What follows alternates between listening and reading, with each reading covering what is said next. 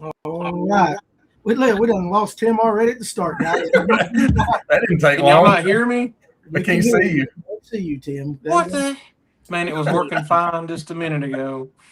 Uh, Oh my God. We don't know what in the world's going on and what we're doing. And Tim McGuire has already just absolutely muffed up the beginning of the show. Certainly. And it was working fine. I haven't touched a thing, I promise. We've been on here for 30 minutes, no problems. That's right. Right. Yeah, we were just talking. So Let me see here. we appreciate you joining us tonight. It's going to be one of them episodes, boys. It's going to be one of them episodes. But in all honesty, thank you for joining us. We're going to have a pretty good time tonight. I got back beats. I'm going to have to cut Tim off there. There we go. How about that? Yeah, it was Tim. It was back beats. Yep. So anyway, guys, listen, hey, it is what it is. We're going to roll with it, baby. It's Thursday night. It's going to be a free-for-all. Whatever you guys want to talk about, it does not matter. We're going to talk about it. And I don't think anything, Tony, should be off the right. tonight. We'll roll with it. We'll roll with it. So, but we will talk fishing. I mean, we will absolutely talk fishing for sure. So, Tim, we get everything squared away. Let's go ahead and take care of a couple of these tournament announcements. What's up, John G, babe? How are you, buddy? All right. So, of course, we've got June 13th coming up pretty soon. Lake Notley. It's for the Holbrook family. Fishers of Hope's putting that on there. We're going to be up there. Guys, come up there and fish this. This is for a family that's had some medical issues and, of course, the things that come with that and everything. So we're going to try to help them out a little bit by doing a little fishing. It's going to be 50-50 payback. If you want to fish it, and I highly recommend you do, contact Tony Watkins, 706-897-7557. And then, of course, you just heard me say hello to John G. Of course, we all know his situation. John, we love you, still thinking about you. But the entire month of June 1st through June 30th, go to the Tourney X app and join the benefit kayak tournament. We're going to support John and his family in this time because this is what we do. That's what we do with family around here. So $50 entry fee, 100% proceeds go to help them. I am going to break out the kayak. I haven't signed up yet, but I will be signing up here in the next day or two. And I absolutely are just going to just wear you Tupperware boys out. Just go ahead and throw it out there. Just throwing it out there. And then also, too, we do have another bass boat tournament, Glitter Rocket tournament that's coming up for John. I'm going to announce it when we get a little bit closer to that date. And, of course, Father's Day weekend, June 20th to the 21st. We got the Georgia Outdoor Festival and Expo at Cherokee Veterans Park, put on by the Cherokee County Park and Rec. Black Sheep Promotions will be there. It's a free 2-day event. Free, guys. Live music, food, vendors, outdoor gear and experiences, guest speakers and seminars. Hey, listen, we always get stuck with a tie. Why not tell the family, hey, I want to go do this. Do this for the weekend. So come see us. We're going to be out there. We might be podcasting and everything. Danny, let me put, where are the lunch breaks? You're forcing us to work. All right, I'll do my best. So next week I'm out of town. Tuesday night, Clint's going to be running the show. There he is. And then Thursday night, Tony's going to run the show. Tony, we're no show on Monday. No show on Monday. That's right. So he's going to take my spot on Thursday. And I don't even care if you do it as the weigh-in, Tony. You can do whatever you want. It don't matter. Yeah, it don't matter to me. After that following week, I'm going to start doing the lunch break again. I think I've gotten close enough to do that. So, Tim, I'm glad you technology didn't kick your butt right there. You get it fixed? I didn't even have to go get my wife. I'm so proud. There you go. You're growing, son. Well, before Tony came on, she was in here going to let me get all this fixed so I can go in there and watch my show. Yeah, I know. So Alex Purrs will be joining us as well. We're just kind of getting the gang back together tonight. And again, like I said, free frog. I already got a question on TikTok from Hogan. Thoughts on the dice bait and the craze? I will tell you this. I have not thrown one yet. Are you talking dice bait or the urchin ones like the quakey? I think they're all together like that. I think people have gotten to where they just lump that all together. I will say this, of course, if you were watching the Clinton the other night, Easton Fothergill said he thinks it's going to be gone pretty quick. Yeah. He thinks it's going to kind of. I can't figure out how to rig one of the things any way that I like. Have you thrown one, Tony? I've got a couple of them that I bought from one of he used to watch the lunch breaks a lot, and I bought a couple of his versions of them. I have not thrown any of them. I just don't. They're not in my wheelhouse yet. You ain't got no confidence, and it ain't a jerk bait. That's why you ain't throwing it. Or skedaddle, or top water. You ain't throwing up the top water and a jerk bait. Tony don't fish with nothing else. I literally, I have watched everybody's theory on how to rig it, and I'm like, man, this thing's like 12, $15. I'm gonna throw it out, and I'm gonna have to go find it. I Well, don't see any way. I will tell you I can't this: figure it out. Trent Palmer, our fine partner with Sonar Pro, showed me and Clint a way to rig it, but it is one of these tight. This is a special way. There's 100 ways to do it. This is a little special way. So I'm sworn to secrecy on that one, but I'll tell you after the show. Fair enough. I ain't throwed it, but I do get tickled watching guys trying to figure out what it resembles. And at the end of the day, I just think a bass is kind of dumb. They just see something, they're like, hell, I think I can eat it. Kind of like me. You know, I think it's one of them, either that or it's like, what is that? I'll attack it. If they will eat a 12-inch metal spoon, they will eat damn near anything. Come on, let's just say it. I mean, their brain's that big. I mean, on your hand, you love throwing the wacky rig, so it should be right up your alley with the way they're throwing it unweighted and stuff, or however they're weighting it, and it sits, it floats and whatever. I think if you use like a light hook, you better put weight on it, or I don't think the dang thing will sink. I want the truth. It'll just sit on the water. Hey, listen, and I love them. They're out there, and I am not one to fuss about price of anything. But I can buy a hell of a lot of daggone Senkos. My wife's got one she bought at the Bassmaster Classic. It's still out in the boat. She keeps going, when are we going to go fish it? And I'm like, I don't know how to rig it other than stick a hook through it and sling it. Well, that's just the thing. When we got to the Classic, what was it like? The first 250 people come in, got to go to buy whatever. And those were gone. They were sold out in like 12 minutes. Yeah, those are gone before you even got the door. Of the full cast. Yeah, I called ahead to one of my buddies that was there already and waiting to get it. I said, listen, dude, just get me one of them. And I wanted a certain color. Yeah. He said, Danny, he goes, it was like, by the time I got up there was like one or two left. Yeah. I mean, it was, but it is what it is. But that was like a new color drop. But they're coming out, guys. I mean, every company now has got one, right? They've all got their Corky style, whatever you want to call them, urchin. Some of them are Elastec, some of them are the floating, or some of them are just plastisol, or some of them are some other derivatives. So, I mean, you just gotta pick and choose your poison on that one. Let me see where'd that comment go. Hogan said, boys, I will say that I've caught more than 20 plus pound bags on it. More so than other baits combined in the past 4 months. I don't doubt it. Yeah, I don't either. I mean, it's there. It could very well just be going back to the old, hey, it's something they ain't never seen.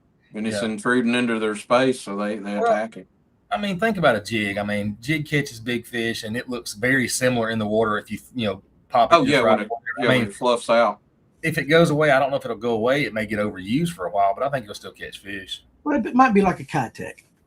Yeah. I mean, Kitechs with the Rage, and then they come out with a little slight variation, and now people go more to the Minnows. Yeah. But a Kitech still catches fish. Kyle Brown's got an interesting thing here for you guys who want to know how to rig it. Mikey Balls put a good video out recently. Even had the boys at Hammond's show some tricks. Yeah, I saw that. He did. That's a good video. Everybody needs to watch that. Now, John G, here's one I hadn't thought about. Honestly, because I ain't thrown it, but it's a good question. Does that thing skip? I heard it does, but I don't see how with all the tentacles on it. Seems like they grab water. I can tell you if it doesn't skip, put it in Jonathan Farmer's hands and he'll figure out how to skip it. Yeah, right. Yeah, if Jonathan can't get it to skip, it's a no-go. It's a no-go because he's insane. What's up, Cranking and Yanking? And Greenback Tactical. What's up, buddy? Still keeping up, Danny. Rarely get to do it live. You guys are doing it right. Well, thank you very much. We're just some yahoos. We're just a bunch of yahoos like fishing. It still amazes me that people want to watch us talk sometimes. Every single time I get to the go live button. We're more relatable to them than all the pros. Hey. They're like, hey, these guys kind of hit and miss. It's like, right. Yeah, this is right. I think I do a lot more missing than I do hitting and all that. But appreciate you jumping on. And like I said, hey, guys, listen in the comment section. Anything. You want to talk about anything, throw it out there. So did you guys see, and we can continue with the urchin if you guys want to talk about it, but did you guys see the Wildlife Resource Department put out that post that somebody finally got them a specimen of smallmouth? And then, of course, me, like always, I go right down to the comment section and start. Oh, everybody. You know what? We are so divided. It don't matter whether it's politics, religion, fishing, whatever. It is just like almost split right down the middle on both sides. The yays and the nays. It's like, well, my next trip to Allatoona, whatever people might think, I'm going looking for those. Yeah. They all seem to be coming from mid-lake, unless people are lying. But I've seen some of the pictures, and I'm like, I kind of know where that's at. If they took it, and I'm gonna try to find one. Now, do y'all believe that somebody actually? Because we had what was it? One of the shows, somebody got on there and said that they knew of whatever it put a bunch in there. Like that somebody They said had to have. somebody threw the number 300 out in one of the shows. I don't remember if it was on the weigh-in or what. Somebody said that somebody brought 300 up, 2-pounders. That's what it may have been one of my weigh-in shows. Well, let me tell you what. If they wait a get minute. caught, That's why I had Diaz on.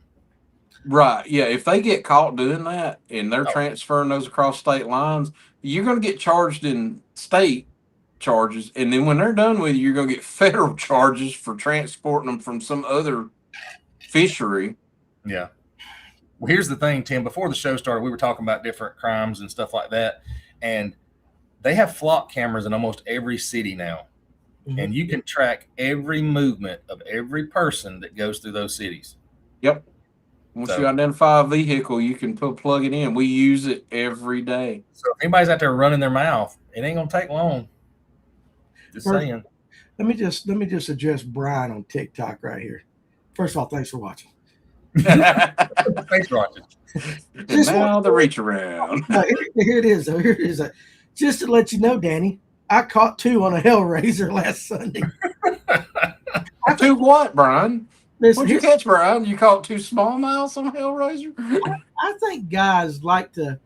I guarantee there are guys out there that are fishing, and they'll throw that damn whopper plopper or Hellraiser or something I've said I don't like, and they look to the guy on the boat with him and go, "Oh yeah, I'm gonna let Danny know. We're gonna tell Danny about this." Tell Danny.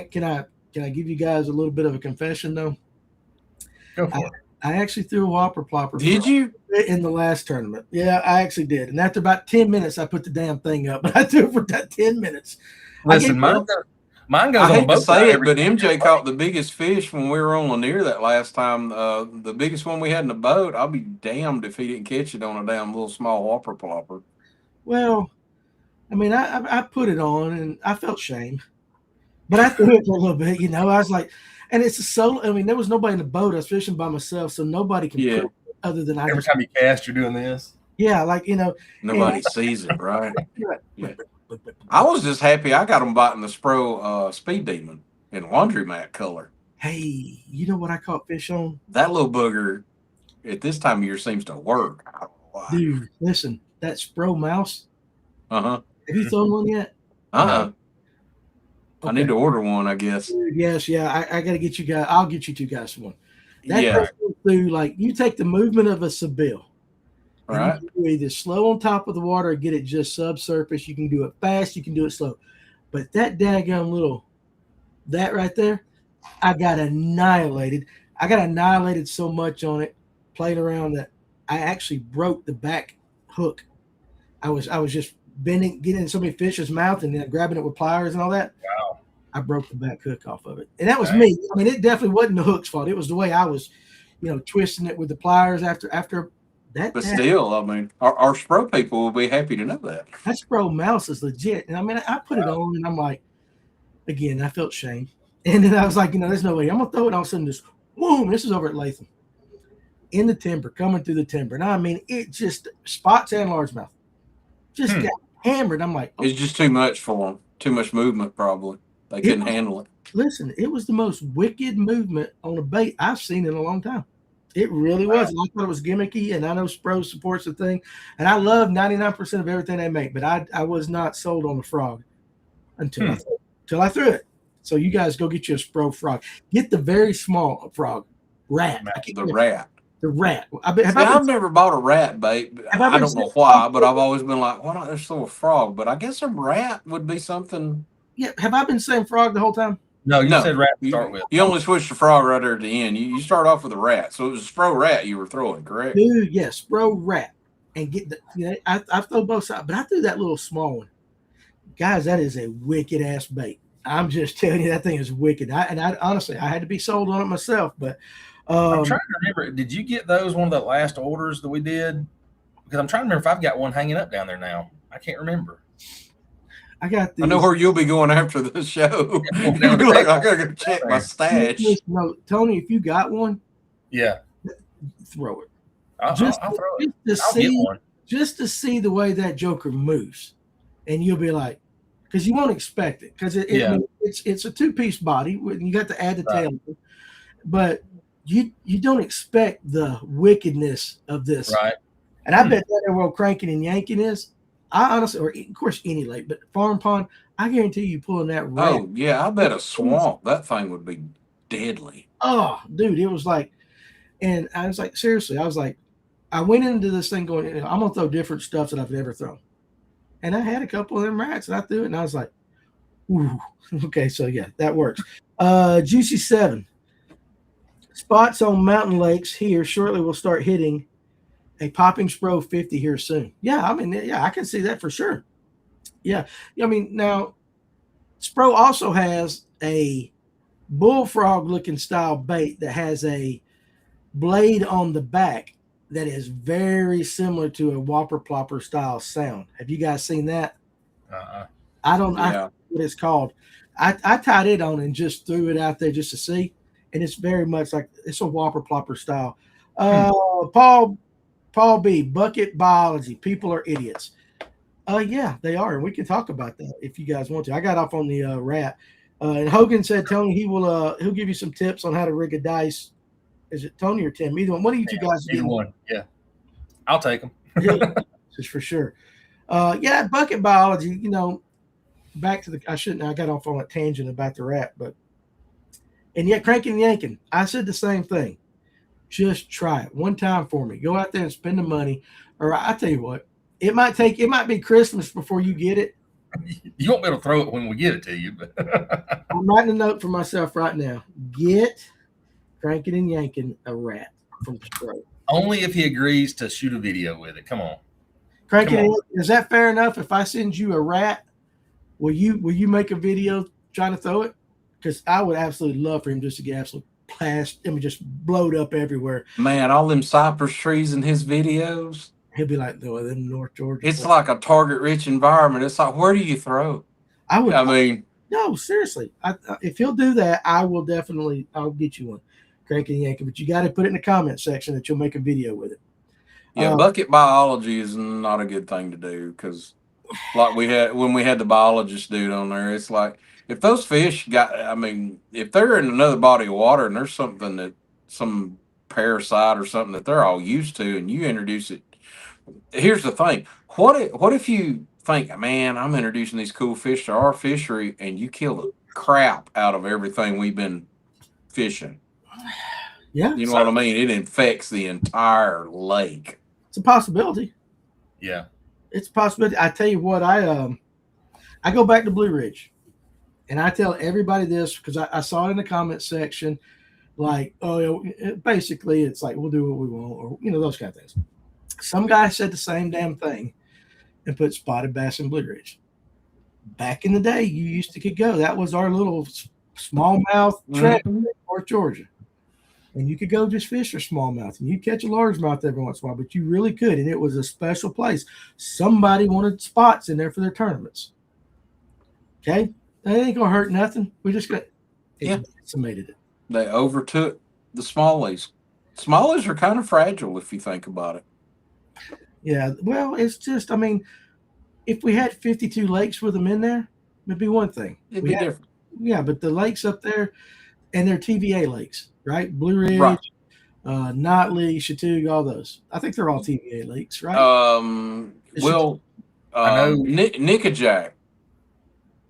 If you want to catch smallies, just send me a message. I will tell you where to go. And it's not that bad. You can go to downtown Chattanooga from the Chick Dam down to Moccasin Bend.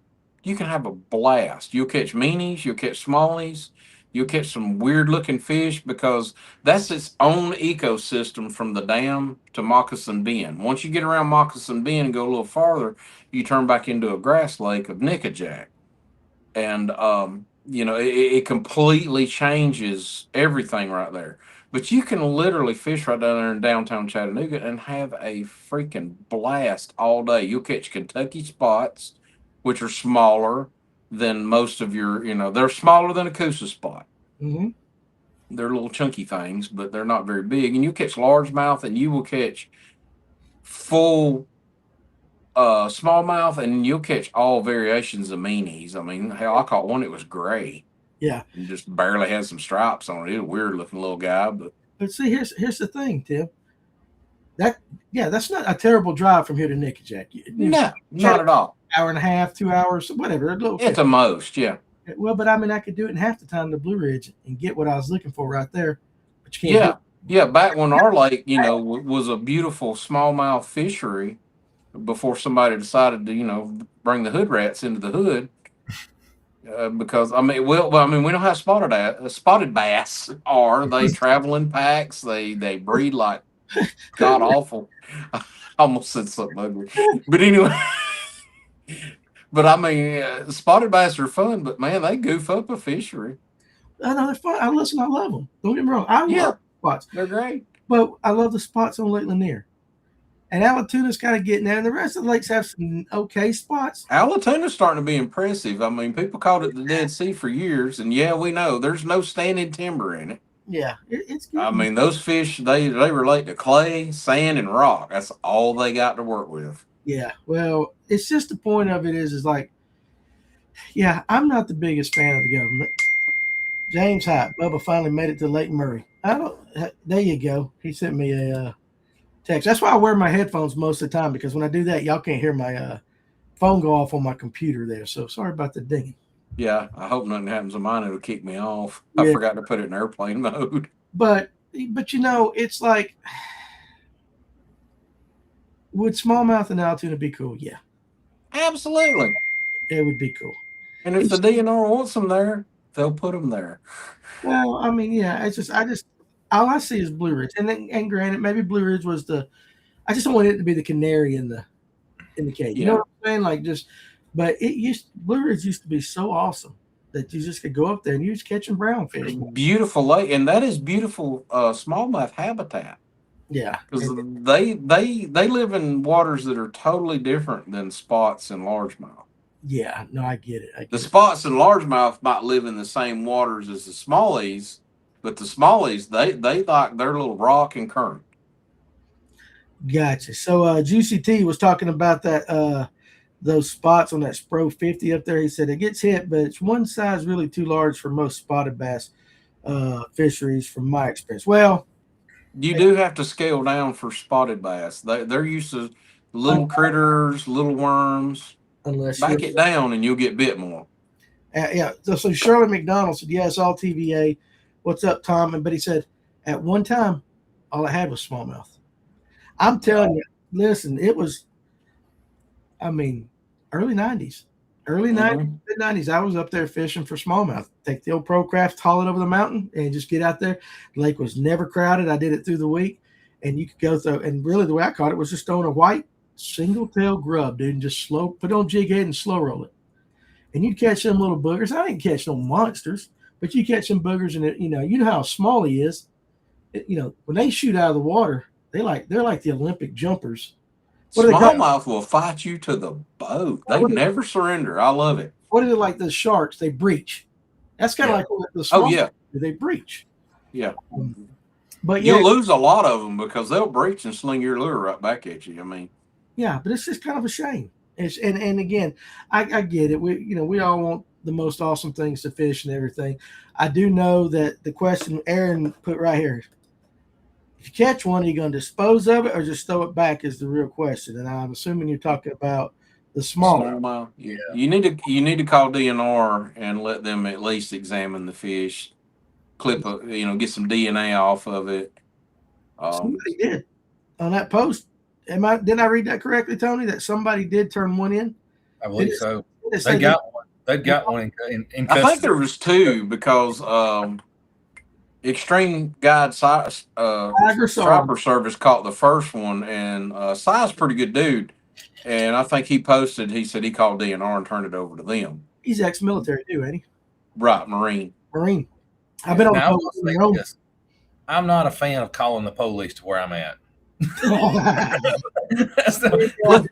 I've been a law enforcement officer for 25 years, and I don't like them either. So go ahead and have a fishing license ready. Get ready for a boat check. Sorry, right. Heck with the cops. All right, F the police tonight. I got a lot of friends that are cops, so I can't say that. And again, listen, I have found in my life over my 54 years, okay, and this is true, that when you're not doing things correct, you're not living your life the right way, the cops end up showing up in your life a whole lot more than Right. good.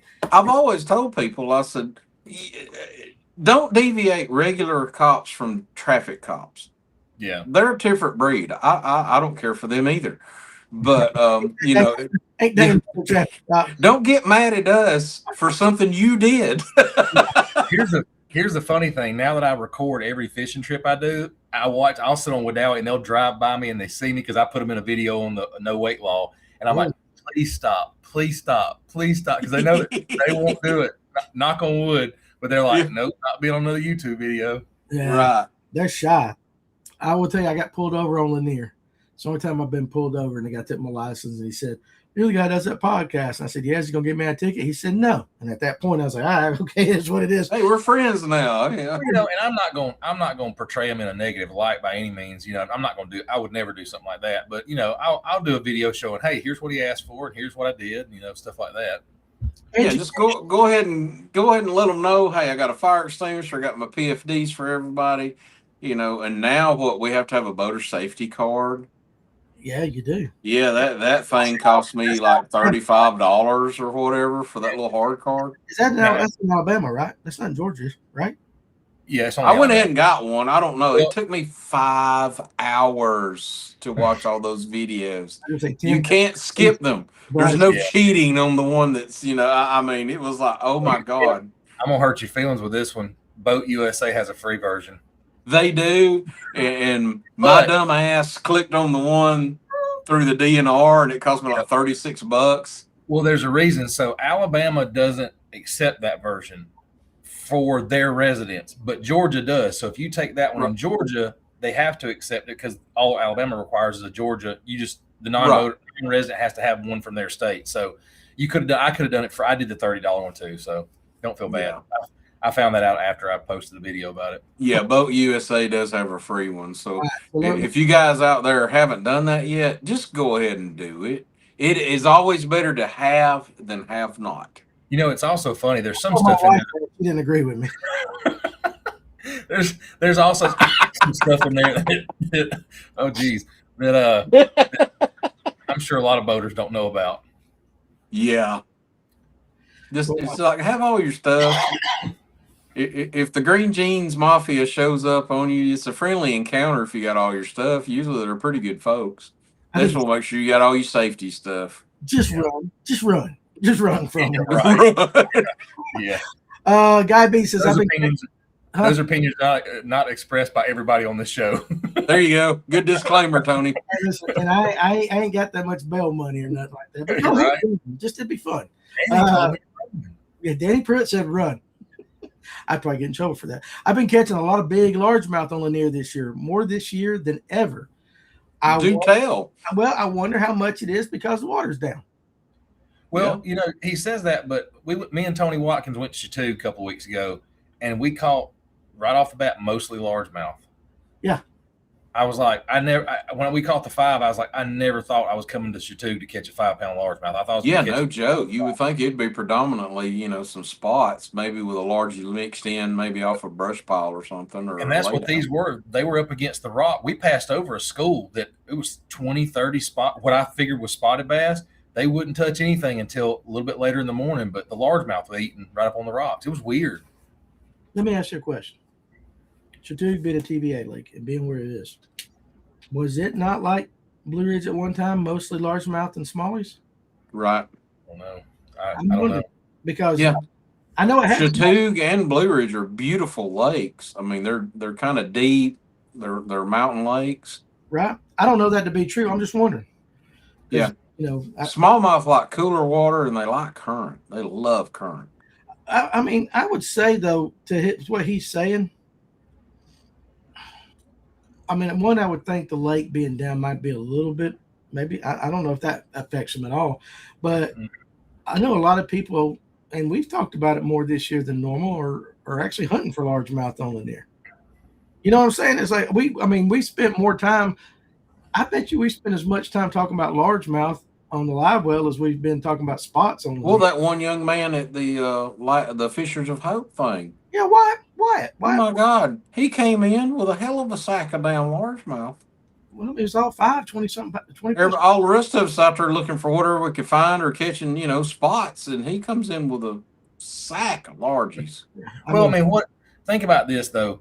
Like you go out to Lanier, and I only get to fish it a few times a year, so I'm not an expert by any means on that whole lake. But you go out there and you catch, let's say, average 3-4 pound spots. It's like that's a great fish, but how elusive is a 5 pound, 6 pound spot really?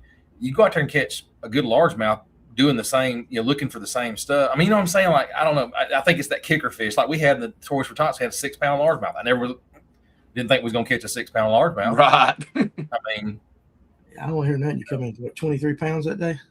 2209, I believe it was. Yeah.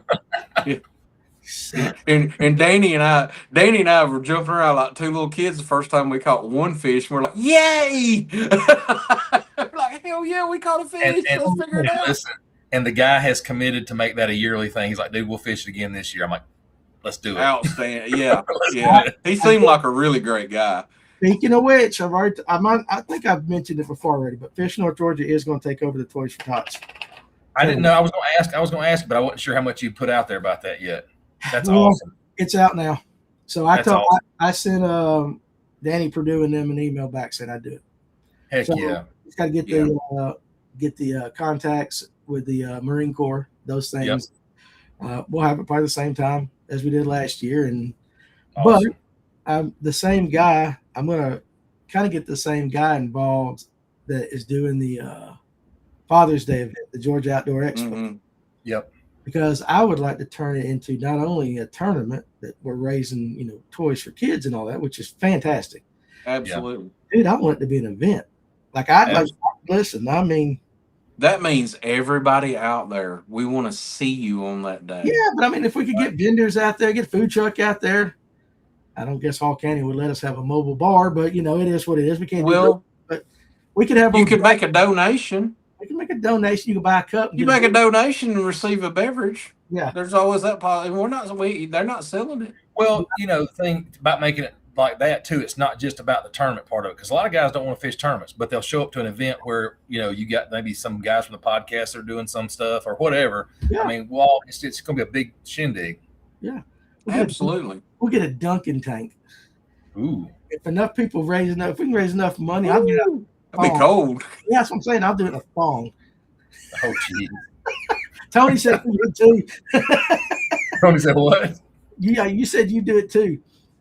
Yeah, right. Not the phone. We're all gonna get thrown under the bus. Yeah, it happens.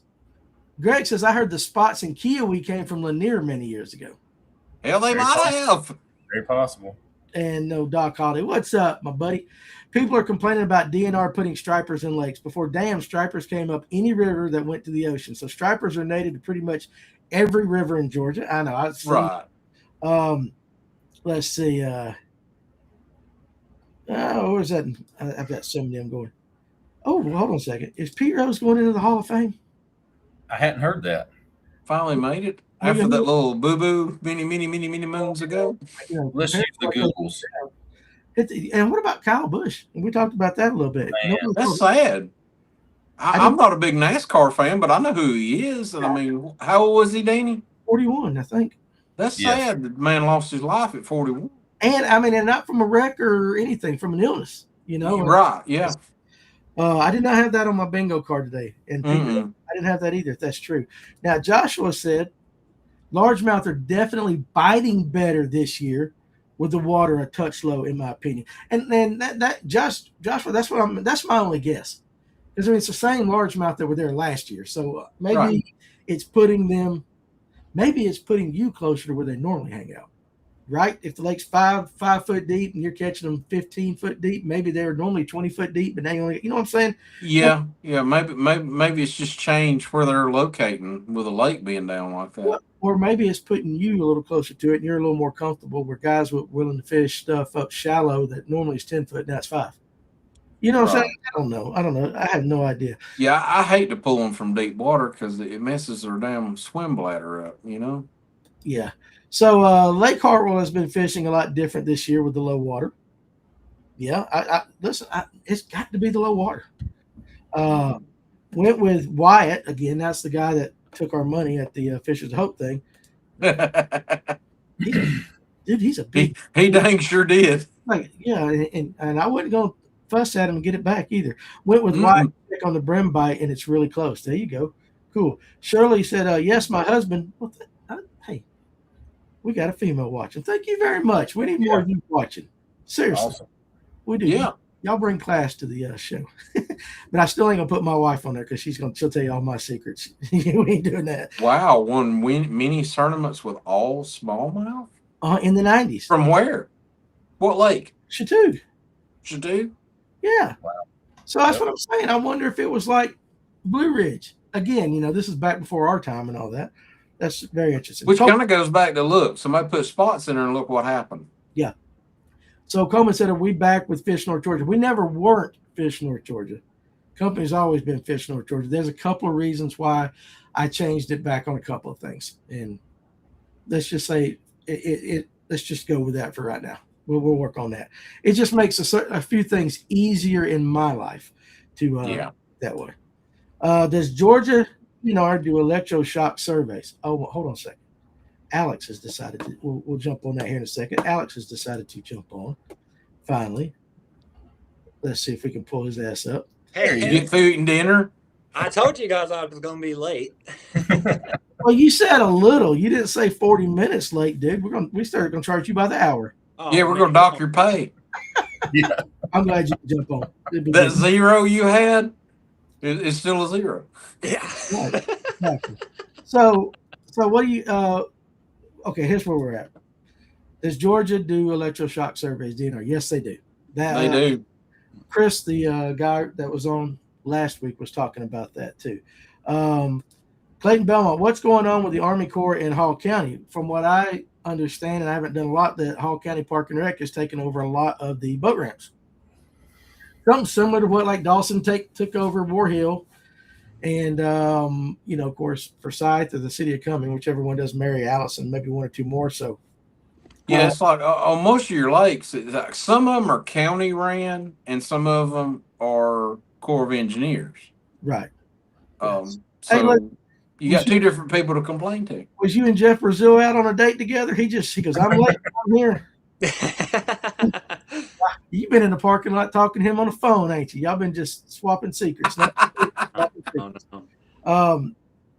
Tom says, has anybody dropped the anchor on the boat or somebody else dropped the anchor in the boat? I've dropped an anchor in the boat.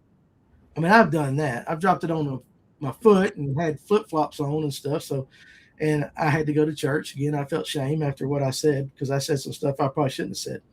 But I think that might be pretty common, and it hurts like hell. Reservoir Runner, all AI data centers. Oh Lord, remember what we talked about before? Yeah. Careful with that word. AI and FFS are two bad words. AI data centers are draining many bodies of water across the nation. Not a conspiracy. I don't doubt it in certain situations. That's correct. How much water do you think one of those things pulls to cool it off? They pull a lot. It's a lot. I mean, but it's kind of like, I'll put it this way. I'm kind of like most people in the middle when it comes to climate change and all that. So you got the screamers over here, and you got the guy saying it ain't changing at all, and there's us in the middle. So you hear it from both sides, and I'm kind of the same way on the data centers. There's probably some truth in both sides of what they're saying, but yeah, there's a percentage of it that's true. So I don't know. I don't know, but I will tell you, just based upon the situation I was in today, AI is in, and listen, let me tell you this, AI is in everything, and it ain't going away. It's in the business that I do outside of Fish North Georgia. It's on this YouTube channel. It's on Facebook. AI is coming. Now, how we deal with it and things, that's a whole nother discussion, but you ain't getting rid of it. It's just not, and I will tell you this too, because talking with Digital Sportsman, talking to these guides and everything about their websites that need to be adjusted, because now you have an AI SEO score. So not only do you have a Google rank and a Google regular SEO, which is your search engine optimization, you have your Google competitive rank, your Google scores, all this stuff. But now you have an AI search engine optimization because this younger generation is going to. I use Grok. Chat GPT, Claude, whatever you use. A lot of the younger generation, they're not going to Google anymore. They just pop out on AI and they say, give me the top 10 striper guides on Lake Lanier. Yep. And it spits it Yeah, out. that video you made of me on Grok or whatever was hilarious. Oh, yeah. I mean, and if an idiot like me can do it, imagine what people that are smart can do. It's wrong. Yeah, I have no idea. I have to rely on the kids or the wife to get it. I mean, to get the camera working. I couldn't even get the camera working or not. Well, you've had too many of them little drinks you've got right there. I guess that's what it is. It's out. I know it is. What'd you say, Alex? It's wrong sometimes. Oh, no doubt. No doubt. Oh, yeah. Never trust technology. But I mean, listen, the data center stuff is, I'm not knowledgeable enough to know, to put on a good argument with that. I'm in the middle, and sometimes you just have to say, I don't know. I'm sure there's a lot to it about water. I know it takes a lot. I don't know. But I can tell you this, the AI is not going away. Martin Outdoors, yes, Kyle Busch just won that truck race the other day. It's crazy. Yeah. It is crazy. Danny, thank you for bringing Wyatt to the podcast. I went fishing to the north end and caught 10 largemouth in a row. Never done it before on Lake Lanier. Well, hell yeah, War Eagle the best. That's impressive. Is that the largemouth bait right there? We already talked about those quirky things. Oh yeah. Is that what you? So he takes his lunch break and goes fishing. Is that what you were catching him on today? No, I was catching them on a jig. Yeah, I'm saving these. I've only got 2 of them. I'm saving these for the Bassmaster Kayak Series next week. Oh, okay. There you go. So you're not going to show them to us? Yeah, they're green pumpkin. You know what that reminds me of? Bless you, Tony. You know Sorry. No, you're right. You remember the Yamamoto 2-piece grubs that they used to have back in the day, the hula skirt like that? I mean, it was basically just a wad of tentacles like that. Of course, you had a regular trailer on the back. That's what will be the next step.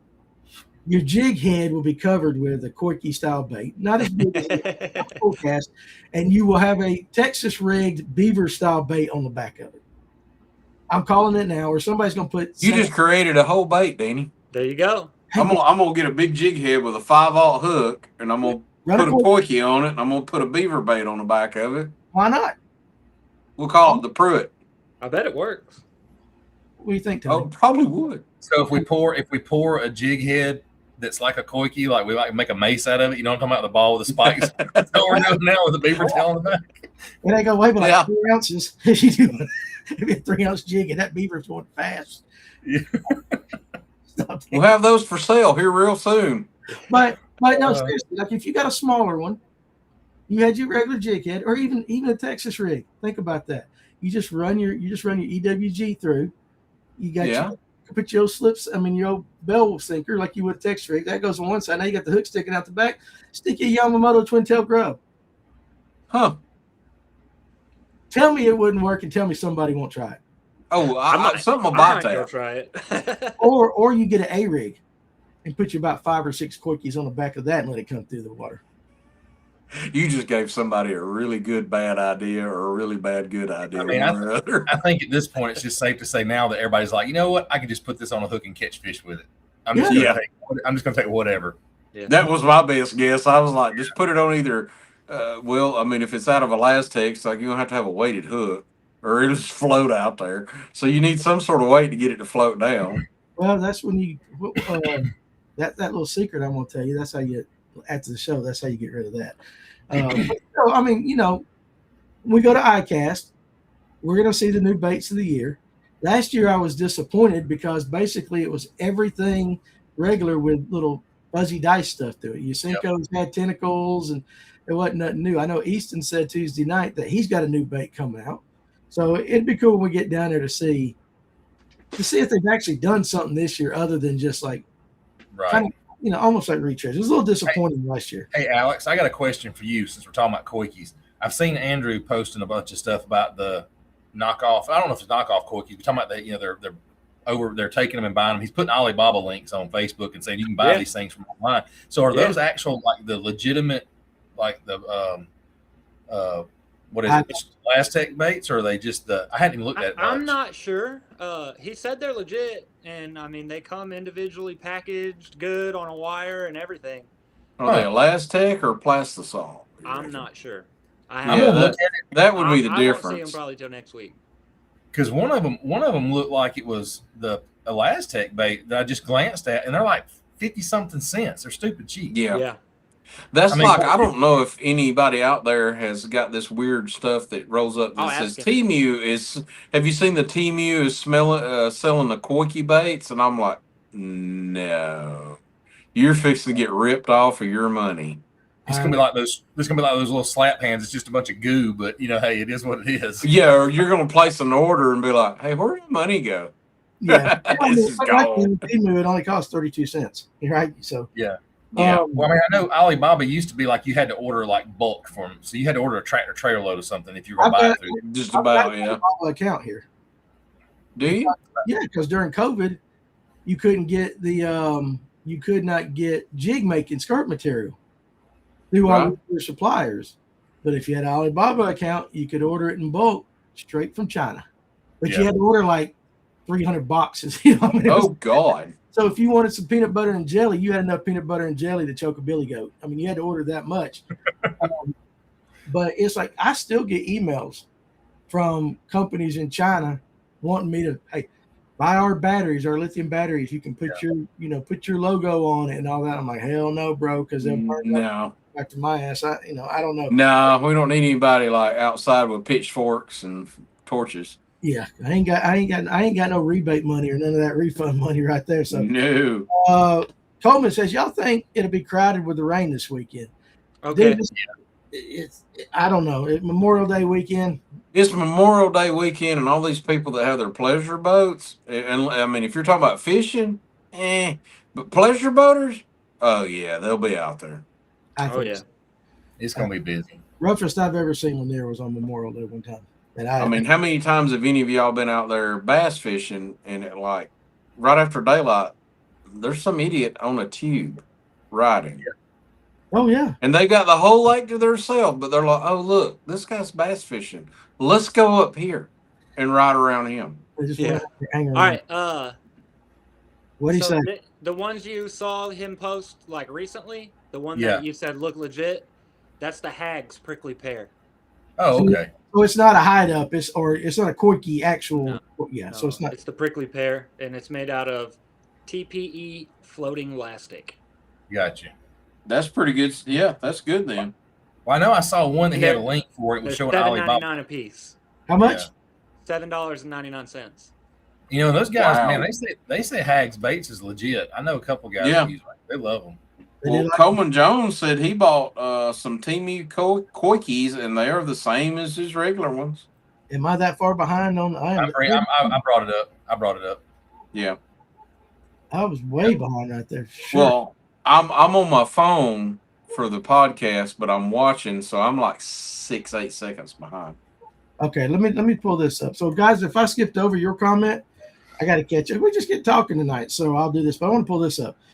Hi, guys. What would be a good, safe way to find an experienced co-angler to fish with me on my boat or theirs? Not a guide and not for tournaments, just someone to help me learn to fish better. I think I'm suffering from info overload. Easiest thing is ask. I mean, you get on our group page. Right. 30-something thousand. There'll be somebody to go. What lake you want to go to? Yeah. You can find somebody, but I will say this: trying to get somebody that might have a personality close to yours, because 8 hours can be a long time on a boat with somebody you don't like. That you don't like, or that don't talk, or that you know what I'm saying, or is on their phone all the time. They ain't fished. You just tell us what lake you're fishing. Hey, one of us might go tag along with you. Tim and I work because we don't take anything serious when we're on a boat. Right. Yeah. That last tournament, that guy that was fishing with me, we were like, man, it is a beautiful morning if we weren't in a bass tournament and really had to work. Yeah.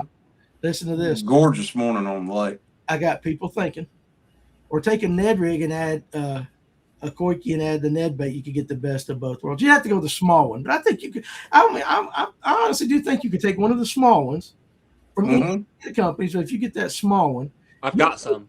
Okay, well, you got one. Well, slide. What is that? 13 millimeter? Is that I what think the they're small even ones are? smaller. This Damn. is Oh, they make them. 17. Freaking metric system. This is America. Everything ought to be inches and all. Yeah, we don't know what that is. Go back. Oh man. Jennifer Gray. Hi. Watching you all with my husband. I wanted to know if Tony and Alex are related. Y'all could pass for twins. Do y'all know how many times we get that at the shows? Like we'll be standing there like, are y'all brothers or cousins? We get it all the time. That's why we were laughing a minute ago because we saw the comment come up at the same Y'all time. need to look at them like the Forrest Gump movie and go, we're not related.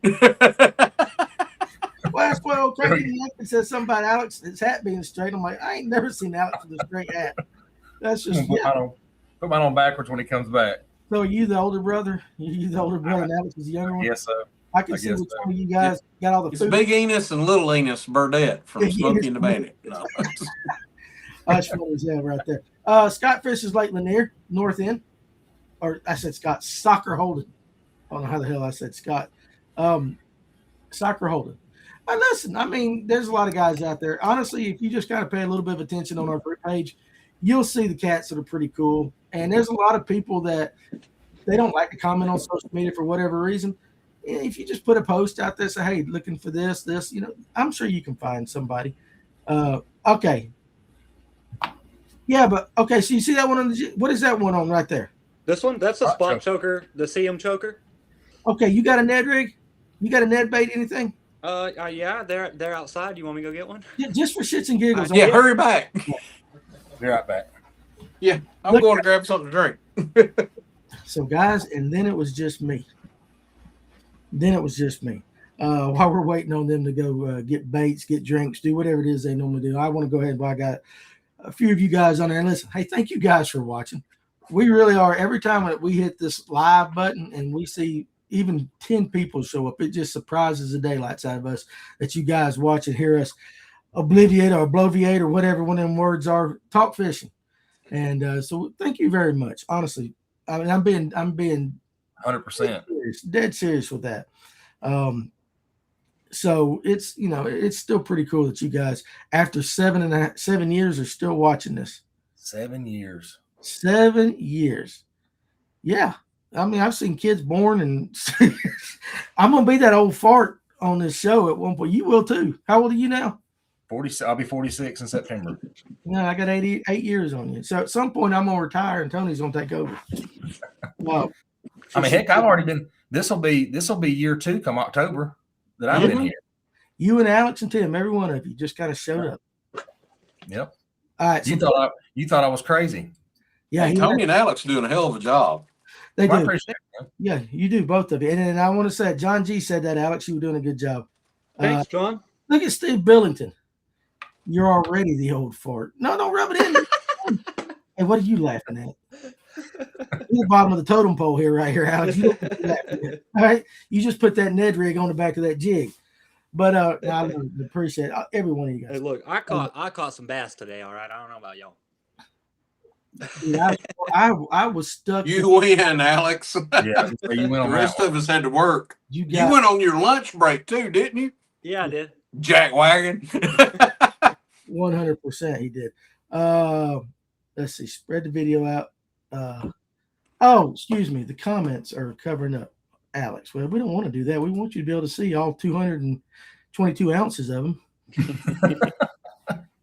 That's what I'm saying. Alex, did you know that there was that comment that you and Tony are related? Yeah, we've been getting that for a while. Yeah. That is funny. Well, Tim, I guess you and I mean, we both look like trolls. I guess we. Yeah, I mean, actually, yeah, we're about the same size. So, I mean, same height and stuff and close in age. So, yeah, we are. Like Van Halen? Yeah. Yeah. All right, put it on there. Let's see what it looks like. I don't know if I can pull Alex up big time. Nope, can't do that. That's me. Nope, can't. Oh, it's just on me, boys. Can't do it. I was going to try.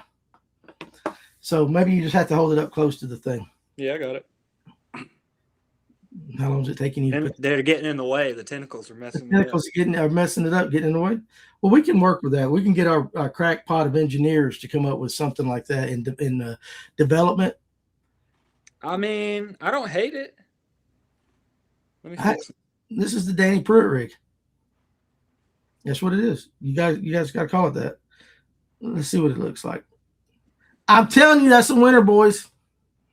You ain't kidding. Look at that. I'm telling you, a little Koike with a Ned rig or something like that, that's a winner. And it's got, I mean, the hook gap. I mean, it's good. Oh, that's plenty. Yeah, there's plenty of bite right there. Yeah, you're good to go with that, man. So now, somebody do that and go catch a fish and take a picture and post it on the group page now. I will. I'll go throw it at lunch tomorrow. That is the Pruitt rig. I want credit on that. No, I don't want nobody else getting. No, it's the Pruitt rig. I don't want nobody else getting credit for that. Jeff Brazil. Got that little swagger stick on there. Yeah. See, I like it. I like it. Jeff Brazil says, "Shoot, Danny. I feel like I've known y'all for years. I enjoy being here. We enjoy the same thing. I mean, very much so. Heck, man, this is one big happy family. A dysfunctional family, but a happy family. We are definitely. Damn, everybody wants to see. All right, do it one more time. Show it up. Everybody fussing at me because I pull the comments up and it gets in front of you. Wait a second. Can I? No, watch this. Watch this. Tony and Alex. No, shit, I thought I could switch you guys up while you were showing that. But anyway, Tony, what do you think about my new bait? I think it's great. You like that? Oh, look, there we go. It did work. I did it. I moved it. Oh, I thought I did. All you gotta do is grab the screen with your mouse and move it. Oh, the screen. Oh, yeah, just grab what happened? Oh, wow. You're up top now. Just grab the screen and move it around. You can move them wherever you want. Hold it by the hook. Hold it by the hook. Look at that, guys. That is the Pruitt rig. It is a very small Koike style urchin bait on a. That's a Ned head, right? That's a true grit Ned head, my friend. Yeah, that's one of mine that I poured. That's money right there. And it is a swagger stick on the back. You tell me that thing out there wouldn't pop the 11 crap out. Absolutely. There you go. I like it. Good I tell you what, I'm gonna throw it at Santee next weekend. You could probably drag that or pop it and hop it. Listen, okay, now, Steve Billington. What in the Temu fishing is that thing? Martin Outdoors is late, but he's here. And hey, we're going to, even though Kevin is not here tonight, we're going to do a question of the night. Right here in about 2 minutes.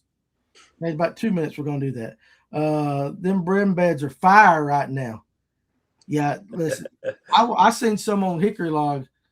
I seen some big ass brim on them beds. So, Koike R&D department working all weekend now. Aaron says, I'm seriously, I think it worked because that reminds me of them old style Yamamoto, whatever they call the hula grub kind of.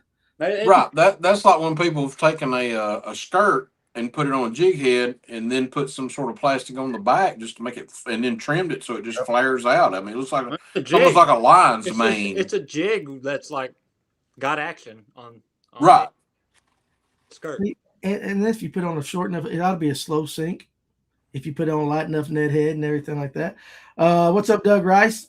Now, Eric, of course, this is very true. If nothing else, it will catch many fishermen. Oh, yeah. Nothing. So they did. Oh, the large mountain man. Well, how big a boy are you? That's a. How big a boy are you? How big a boy are you? Right there. That definitely. R.D. Mercer. Yeah, I miss those days. They will definitely eat that at Burton. Listen. Us rednecks can come up with something every once in a while. Should work with a shaky head as well. Yeah, Mm-hmm. That would work with a 4-inch robo worm. What is it? Yeah, John. Putting forkies on everything. That's it. That would work with the 4. That's what was this? I saw another. Kent Goins. What is that? Alabama shake and hold. But they are sitting. I agree with you. On my crankbait. Yeah, why not? Why not? You could do that. Does that one stand up on the bottom? Yes, it does. Yes, it does. All right, let's go ahead and do this. Let's do the question. In honor of Kevin, who's not here tonight, we're going to try to continue the tradition. Now, I did not have a prize ready, but what I did have just sitting in front of me, and it's never been thrown, but the box has been opened, but it's never been thrown. I'm going to give you a 6-inch draw. Is that right? Ain't that who makes that? Ain't that 6 cents? 6 cents, yeah. So let me see if I'll open it up and show the color. Tim's got a question, and hopefully y'all can get it. But as you can see, I've never thrown it. I just opened the box and looked at it. But that's pretty. It is it's pretty. Good prize. It is, and it's just. I mean, I'm not a swim bait guy, kind of like that, so not my cup of tea yet. Suspending slow sink. Ooh. There you go. So let's do this. You're the only one knows the answer. Oh, I am? Yeah, nobody else knows the answer to this. You don't, and you talked about before the show. So Right. you're gonna have to watch comments. You good with that? I'll get it. I'll watch it. I'm really hoping that somebody recognizes this so we know that we are the same people. Okay, well, good. We'll go. Throw it out there. You ready? If anyone noticed the funny forward-facing sonar video that I posted, it was on Facebook, YouTube, no, not actually, Instagram, and I posted it on the Fish North Georgia page. What was the soundtrack behind it? Why don't you say that again one time all the way through without? Yeah, I goofed that all up. I posted yeah. a forward-facing sonar video, and I caught a little dink. That's the way my forward-facing sonar adventures go for video fishing. What was the soundtrack I put with the video? Somebody out there has got to know it. You better hope people watch the video. Well, yeah, I'm not fishing for clicks either. I'm just telling you, you know, if you're our kind of people or my kind of people, you'll be like, I know exactly where that came from. Yeah. So good luck. So you got the comments you can watch? Yeah, I've got it pulled up on the big computer here. All right. I'm about 6 seconds lagging, but I can still see it. All right. What's up to you? You're the official judge and jury. Did you see that right there, Tony? I did, and I've still got the envelope sitting here, and the spinner baits are in my boat.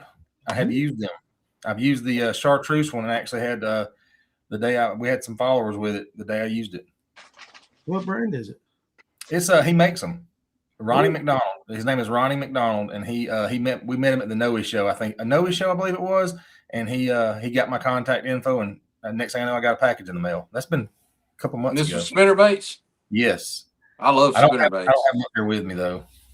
Hey, did you get that stuff from Fish Nerd Labs? Yes, I got. Yet? Have I got what? Have you tried it yet? The scent? Mm-hmm. Yes. Oh yeah. Does it work? So I got that. Can I show people, or is that still top secret? I don't. It's testing. I don't know. I hadn't talked to him about that. Okay, but I put it on a hard bait. So I put it on the Geezer Fishing Co. Skedaddle that I was using that day. And the first fish I caught with it on there, it was probably the most violent strike I'd had all day. Which, you know, you don't. You're a different part of the lake. You don't know if that's. Then the 5 pound bass that I caught is on Wedowee on the 5 pound. I had just put it back on there, and I threw it out and was bringing it to him, and I got the fish turned on it, and then the big one hit it from the side. So, you know, I listen, it makes for good, like, it's one of those maybe coincidences, but like, it got me excited. Okay. All right. I ain't tried it yet. I'm gonna try that. I put it in some yum dingers, some packs of yum dingers to let them soak. Yeah. I think I threw one of them at Chateau with it on there, but I caught a little, you know, small largemouth with it, but I didn't throw it after. Once they started biting the top water, I was back to top water again. So no, I think listen, I normally wear glasses, the largemouth man. He says I'm trying to change my name on here. I thought it said the large mountain man. Ain't that what that's how it says largemouth man. I'm the one that's been drinking, and I can read it. Well, I mean, I'm fuzzy right now. I got the computer pulled as close as I can because if I wear glasses, I get the that shine on them and all that. So hey, listen, the largemouth man. Yeah, still, how big a boy are you? But I thought it was like something different. Let's see. Guys are guessing. I'm trying to catch up. Van Halen Jump. No, but good song. Yeah, outstanding. Interesting thing. If you wanted to rob me or get into my phone or get into Tim's phone, anything, we have the same passcode or almost. Yeah. Danny sent me to the store one night, and he's like, "Hey, man, go grab this stuff." And he said, "Here's my pen." And I looked at him. I was like, "Shut the front door." Yeah, we are the same. Yeah. All right. So we've caught up. Guys are doing that and all that. Tony, where are you fishing this weekend? Or are you? Are you gonna go? I want to. I try to go every weekend. I'll probably end up going to Wedowee, to be honest. Eric and I went and fished Logan Martin last week. And oh my gosh, that place was wild on Saturday. Was it? I hadn't been to Logan Martin in years. Well, they had the ABT going on. So we got there. We went with a guy. We went with John O's Fishing, and he did a really good job. But he called ahead and was like, look, be there an hour early so we can at least get on the water and get somewhere first. So top water didn't do any good, but we started dragging a worm and it started going down doing that. We ended up awesome. Well, then he was like, we're going to do some crankbait fishing and we're going to sit right where all these pontoon boats go. And sure enough, they were biting, but gosh, man, then pontoon the years that I lived down there closer to you, hell, I didn't even have a Georgia license for, I don't know, 6-8 years because we were on Logan Martin, Lake Martin, all up and down through there. That's where I went all the time. I didn't even buy a Georgia license for years. Yeah, I'm gonna tell you, when a pontoon boat sets course, they know no other course. They don't care if it's not. They've got one line. Yeah, you're going that way. I'm pretty sure that they get told ahead of time, if you deviate from this line, you will die.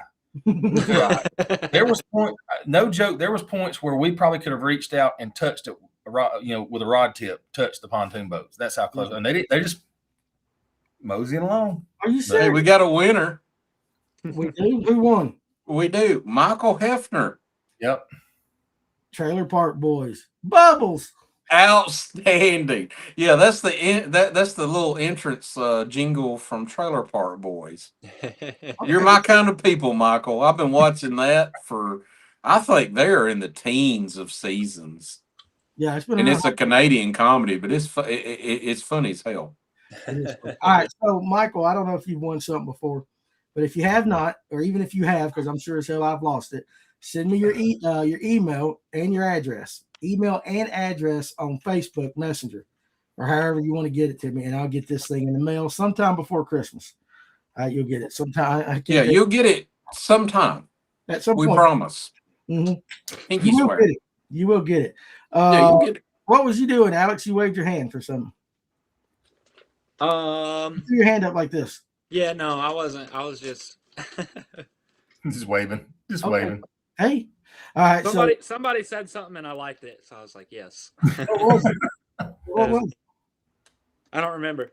I started messing with this. Okay. All right. Anyway, you gonna fish this weekend? Yeah, I'm gonna fish this weekend. I'm going out Sunday on Latham with Big Bait John. There you go. You better in Danny's front yard. Yeah, just leave a few in there for me, right there. He may have a wrist rocket and be throwing rocks at you. No, I'll be at church and then I'm gonna come home and get stuff ready because we're leaving Monday, so we're going out of town. So I'll be busy. I'm sure the missus has me a honey-do list. She's probably in there waiting for me to get off the show so I can do it now. But yeah, are you gonna be throwing big swim baits? Is that what you're doing, or are you gonna fish your style? No, fish. I'm going out there to learn how to fish swim baits. Okay, all right, yeah. Well, I mean, it'd be a good time as long as. Is it supposed to rain? I mean, because that one comment said something about rain. Oh, I don't know. It depends on where you're at in Georgia. I mean, some places are calling for some heavy rain, and I think it's going to be one of them. Hey, it just might rain. Period. Yeah. So be careful. Did you see that flooding on the connector yesterday in Atlanta? Yeah. Oh yeah. And I didn't get where I work at, it flooded last night, and we didn't get anything at the house. We had a little. It's not going to rain until later in the day. Okay. It'll be cloudy. Yeah, I had to go to Marietta today to pick something up, and about the time I got to Dallas Hiram, I mean, it came a micro burst. It was horrible. It knocked out a couple of red lights, and all those people were like, "What are we supposed to do?" It's like, just take turns. Yeah. It doesn't matter who goes, just take turns and let's move. It blows people's mind when something happens. It did, man. I mean, I was on 278, and there were 2 lanes of traffic blocked in 4 directions. You know what I mean? It's like, please God, just go. I like this. It's going to rain everywhere and nowhere all weekend. All weekend, yeah. That's about right. That's a pretty solid take on it. Oh, and God, don't get on social media and say, well, it's 100% chance of rain where I'm at. They're like, it's a 20% chance of rain in the area. I mean, I got schooled on that video. And all the guys will agree with me. If you're out on the water fishing and your line levitates, go. Just go home. We go in the house. For the love of all that's holy, go home. If your line picks up out of the water and levitates, there's an electrical charge in the air, and you need to leave. Yeah, and if you're in a kayak, lay your rods down. Yes, lay it. Yeah. Graphite conducts electricity, So, if your line picks up out of the water, just time to go home. You talk the people you pull over, you talk to them like that? Sometimes. I'm just looking. Only when he's been sipping. Only when he's been sipping. Only when he's been sipping. Yeah. Yeah, but if your line picks up out of the water, there's an electrical charge in there. You need to get your ass off the water and put your rods down, reel them all up, put them down, stay low. If I've got a koiki tied on, it can be an e-koiki, and then that's another way to work it. Right. It'll be an electrifying experience if you don't. Might make all of them stand up at one time. All the tentacles and all. You never know. I have had that happen. I didn't put much spit into it when people were talking about it, but I've been out there before when a storm starts coming up, and all of a sudden your line kind of pulls up out of the water, and it's like, oh, that's weird. Set the hook. Yeah, and nothing's pulling on it. It's just that electrostatic charge in the air, and you're like, I'm fixing to get hit by lightning. I need to go to my house to hit the house. Yeah, you see that comment? The levitating line is a green light. Hit the big one, Skinner back, and the Steve Billington says, "Bass like it when the rods hum." Yeah. Yeah. Okay, let me ask this. Seriously, what is the worst storm you've ever fished in? The worst weather period that you've ever fished in? Might not necessarily rain, but what's the worst weather you have ever fished in? And I ain't talking about getting out there 10 minutes and leaving. I'm talking about you stayed out there and fished. I took a Thursday off, and previous tournament partners taught me to fish in one of the old men tournaments. When I say old men, you had to be 55, or somebody in the boat had to be 55 or older to fish it. So he taught me to fishing with him. And it's a Thursday out there, and we knew it was supposed to storm. Well, we made it almost half the day, and it didn't do anything. So we went back into a creek way back. I'm talking about to where you couldn't get the boat any skinnier water, right? And it started storming, and I looked back, and I said, to go. He goes, why? I said, the rain's going sideways, and where we're sitting, if anything gets blown over, we're not getting out of here. So I put I put one of those net gaiters on, thinking that was going to help me. I waterboarded myself on the way back to the main river. By the time I'm trying to drive the point off. By the time we get back to the marina, we park it. It was bad, and come the water across the lake and hit right up the road where we were at. So yeah, that was about the dumbest. That's when I made those life decisions to never. I tell everybody I fish with now, if it starts to storm bad, we're leaving. I don't need to get out. If I have to swim to shore, I'm leaving. Right. I believe it was the tournament we did for Ryan Sheffield. Uh-huh. Oh yeah. Remember how bad it got toward the end? I wasn't there. That lightning strike. Yeah, Yarber and I, we were literally right down the road.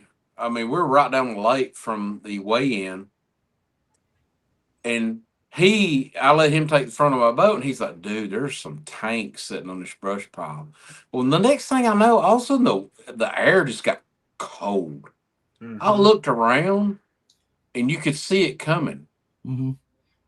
The next thing I know, it got super cold. It started raining. Well, a few seconds into that, it started hailing the little ice like you get out of the ice machines or at a restaurant. And it was beating the piss out of us. I couldn't see like 10 feet. I told him, I said, there's no way we can go back.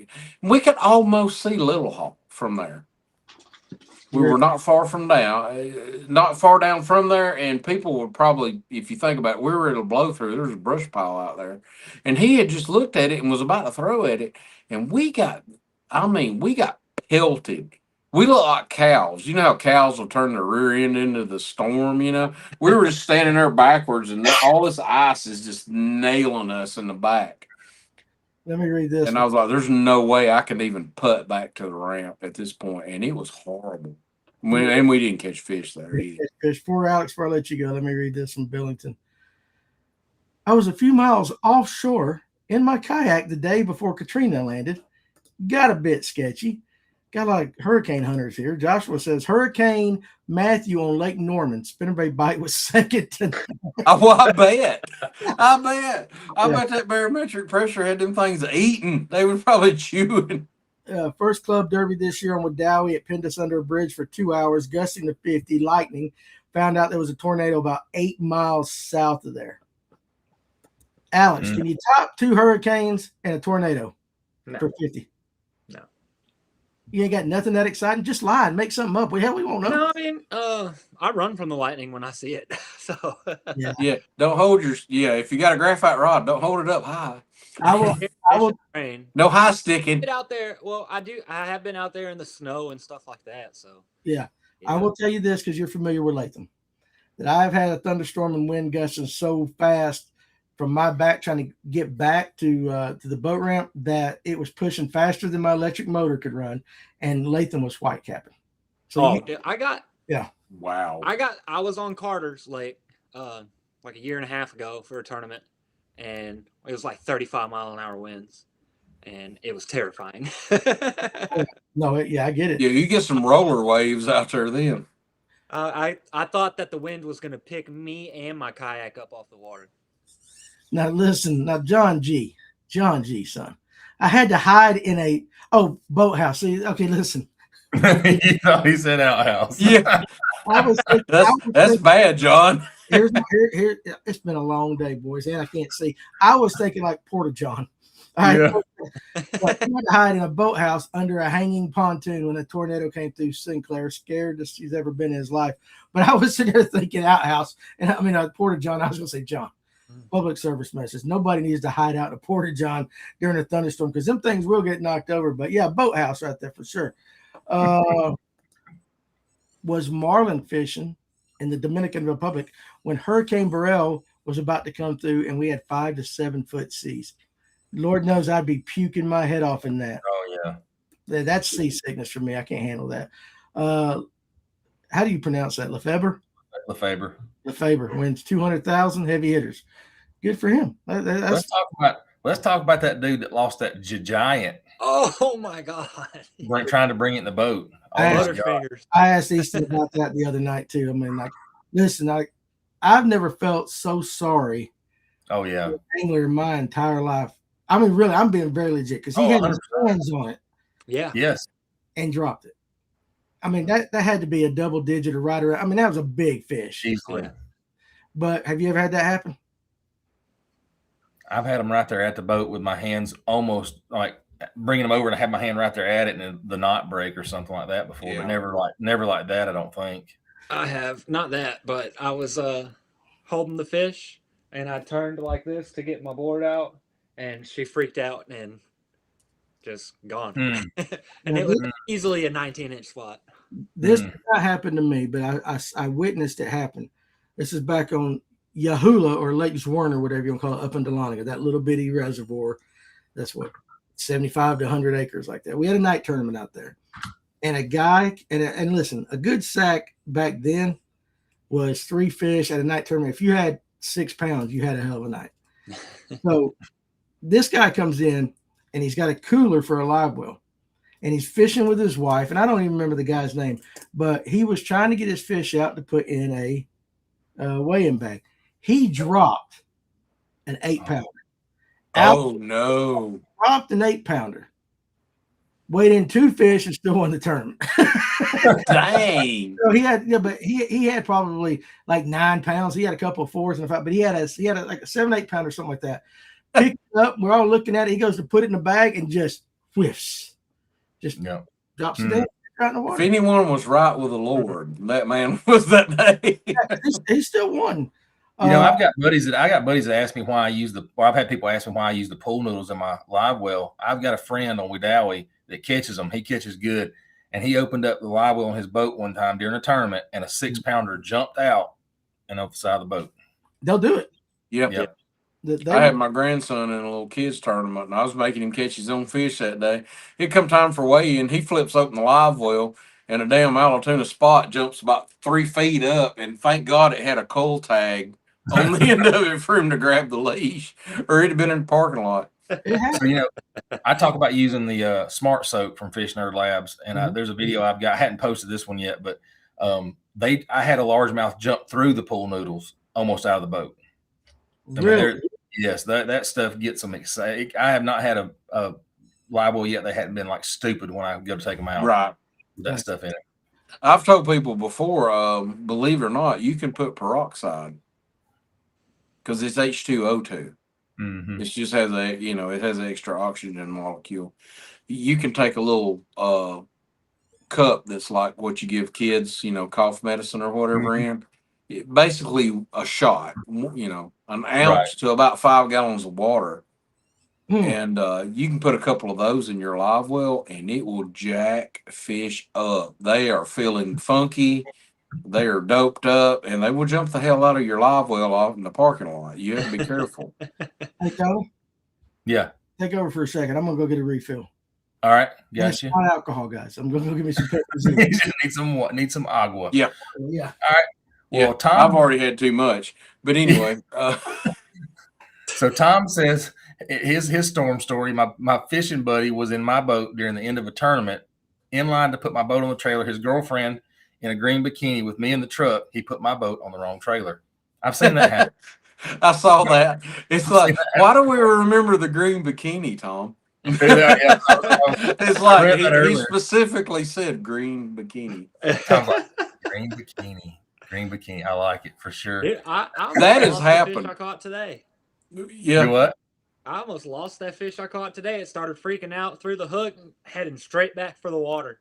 And I reached down and grabbed her, got finned, but I don't care. I got the picture. You got your picture. I was jealous. I'm jealous when I see your picture of you in your work uniform out there fishing, because I'm one of those that tournament we fished on Notley. People were like, "Holy shit!" That's when I had that when it jumped out of the weigh basket and went into the damn bump tank. Oh, yeah. Brian had to fish it out of there. Yeah. I dumped them over, and all of a sudden one of them just goes over, and we're like, "Where'd he go?" Well, while we're talking, and the water was kind of murky, and it was like we can't even see him in there. He's in there somewhere. While we're talking about that, though, there's only one of us four here that has weighed a bag of water. Welcome back, Danny. And who might that be?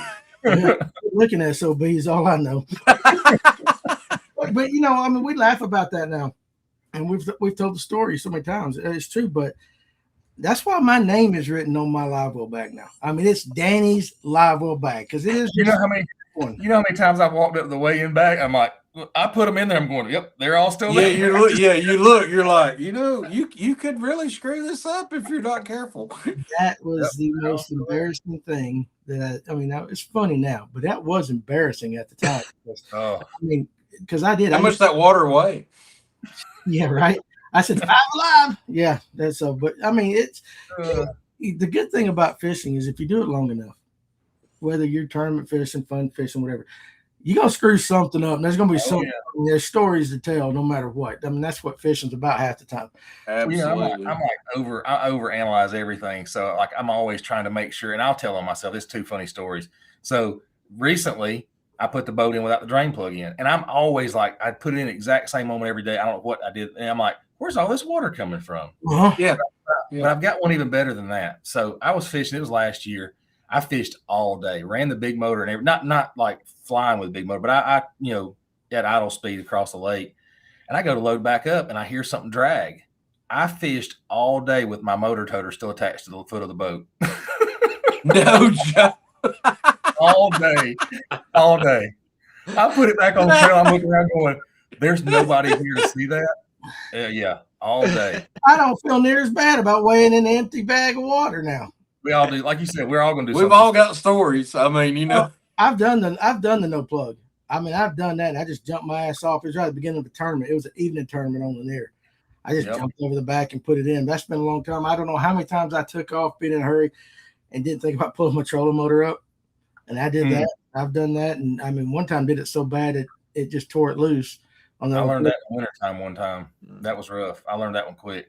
Yeah, I did that. I mean, again, how many people do you know that uses bubble gum for a live well stopper? I mean, sometimes you just got to do what you got to do. And that definitely falls under the improvise, adapt, and overcome. It is. Sure. Just like, redneck will figure out a way somehow, some shape or form or fashion. So did y'all watch any of the NPFL today at all, or kept up with it, looked at the thing? Does anybody know? I've been busy at work all day. What happened? Oh, I don't know. I'm just asking. I know. Oh, no. Patrick, well, I'll tell you what happened. I caught a little bit of weigh-in. I caught literally 45 seconds of the weigh-in. And they're at Lay Lake. So I think your leaders are all up about 20, maybe 19, somewhere like that. Dude, there was a lot of 7-pound fish, 7-pound bags, 5 There's a pound. lot of 4-pound bags. Yeah, being weighed. Yeah. I'm not going to throw my buddy out there, but he posted a picture. He's like, "Yep, I'm at the bottom of the leaderboard, and it was 4 pounds." Yeah, and I was just kind of like, have you guys ever fished Lay Lake? I don't know enough about it. Is it tough, or is it just one of them days? Lay Lake usually produces a little bit more, but evidently they're getting into the dink spots, them Coosa spots. Okay, yeah, I didn't know. There was a lot of big names that we know that pulled the Danny Pruitt today. I mean, seriously, they did. Randy Callahan says, "Load your boat with the trolling motor down equals new shaft." Oh, I got to do that. That's an expensive boo boo. Yeah, I mean that's just But I didn't know if any of you guys watched. By the way, guys, if you're interested, the Braves just won 9-3 or something like that. So there you go. Outstanding. Keep on winning. But I tried to launch my boat with the one of the tie down straps still hooked to it. Yep. Damn thing wouldn't come off the trailer for crap. I don't know. I saw somebody do that a couple weeks ago, and it's like the whole trailer's floating away with the boat on. Somebody did that in the electric only tournament. They just didn't take the back straps off and backed it all the way down. The guy in the boats went. Well, I had a buddy with me that day, and he ran back there and talking about boat etiquette. If I'm with you, I'm not going to touch your boat unless you ask me to do something. I'm going to be quiet, let you do everything. He ran back there and, hey, I got everything. And I was going to just kick the boat. I was going to back and dump him in the water and let him pick me up at the dock. And I backed down there and hit the brakes, and that thing didn't come off. Well, that made shit worse because it pushed it back. And now we got tension on the strap. Mm. And I'm like, why won't it come off the trailer? I pull back up, and it's like, oh, he forgot to move the starboard side strap. Yeah. Well, now it's got tension on it, so you can't get it to come loose. So we're back there beating and banging on it. And it's like, okay, well, today we're the idiots at the boat ramp. People standing there waiting for us to launch, It happens. It happens. It happens to the best of us. That's right. Jim on TikTok says the grass bite is off at Lay Lake right now. The what bite? He said the grass bite. On what lake? Lay Lake. That's where they're at. Speaking of that, I mean, Chickamauga's starting to lose its grass. What's going to happen up there? Hey, listen, we got to make sure Tim has a couple. He participates. I'll let you know about Chick. He participating like hell tonight. But this is iCast, basically. I'm just watching iCast happen over here. Yeah, my phone just said it's on 20%. I got to go make sure it's plugged in. You did. He's got to go refill. That's what he's doing. Yeah. But his glass is on 20%. Yes. Yeah, right. That's what it is. I was going to say something before I started laughing at Tim. It totally took me out of my thought. Right. That's right. I'm here for y'all's entertainment. Well, there you go. Because I damn sure can't catch fish sometimes. What was it was something to do with the boat and the trailer. It'll come back to me. To me. Silverpunk says, I do remember that was on my way to he was on his way to work that morning, and it was a few miles from you. Okay, so something. Oh, John, this is by John G. Fishing. Okay, I do remember that. I was on my way to work that morning. I was a few miles from you. I said to myself, I hope John isn't fishing got in this. Okay, I got you now. That makes sense. Yeah, and Doc Holiday said, Tim, I tried it with bow straps on. Sounds like you did. It happens. I did it by myself one time over at the Trophy Lake at Rocky Mountain. I pulled, that thing, that boat ramp is kind of weird. I pulled up there, and I guess I forgot to get one strap off, and I back down there, had a rope tied to the boat, and, I was just going to bump it off the trailer and let the rope spool out, and I'm like, why in the hell won't this thing come out? And then when I pulled it back up, I was like, oh, people are stacked up watching me, and I'm like, really? My bad. Yeah, well, here's a my bad that you need to know the person you're fishing with. So, like, when Ryan was at the shop, we fished together all the time. So I backed the boat down. Well, with Ryan, you back it down, you get to a certain point, you hit the brakes, and it just shoots that Phoenix off of it. Yeah, bump it off the trailer, yeah. So first time I fished with Glaze, he had just got his new aluminum boat that I forget what, Avid or whatever they are like that. So I didn't think nothing about it. I'm backing him off. Well, Jason was scared. Ryan would unhook his boat up top. He wasn't worried about it coming off the trailer. Well, Jason was one of those that waits. You get right to the water, you stop, you let him unhook his boat from his trailer, and then backing one out. I didn't think nothing about it. My ass just went back about, I don't know, 20 miles an hour, just boom, and it took his that little piece right there off the front of his boat, just boom, just turned around.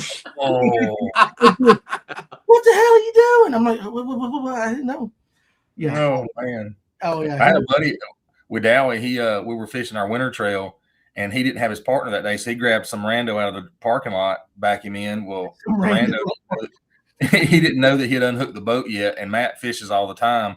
So he got about halfway down the boat ramp, the guy hits the brakes, I guess, to slow down. Boat comes off the trailer on the ramp.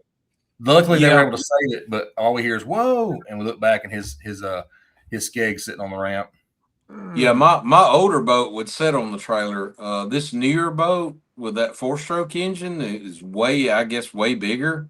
Yeah. Yeah, I don't ever unhook it from the nose until we get, kind of close to the water. And I have a buddy. He has a boat that's pretty much identical to mine. I went to try to put him in the one day, and he was like, "Hold on a second," and I had to stop, and I watched the boat kind of just rock on the trailer, and I was like, "Dude, we're about to dump your ass off on the damn ramp."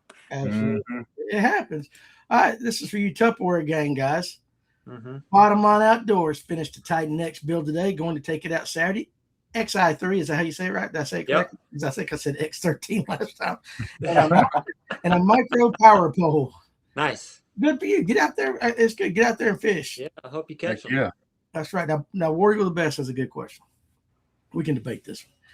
Is fishing still associated with drinking? I remember my dad's generation, when his company would go, it would be a case of 80 proof liquor in the trunk, and believe they were still catching a lot of fish. I will say this, the older generation, yeah. They had a good time whether they caught fish or not, right? Well, they didn't get near as much trouble either. There wasn't quite the ramifications. Yeah, nowadays, man, they get nasty about that. I don't know. See, we were at Logan Martin. We were at Logan Martin the other day. I can't remember if we were leaving or what. There was 50 boats at this ramp, and it was a small ramp. And guy in his metal tracker with his son sitting next to him, and he's like, "I'm just trying to go to the store so I can get some beer."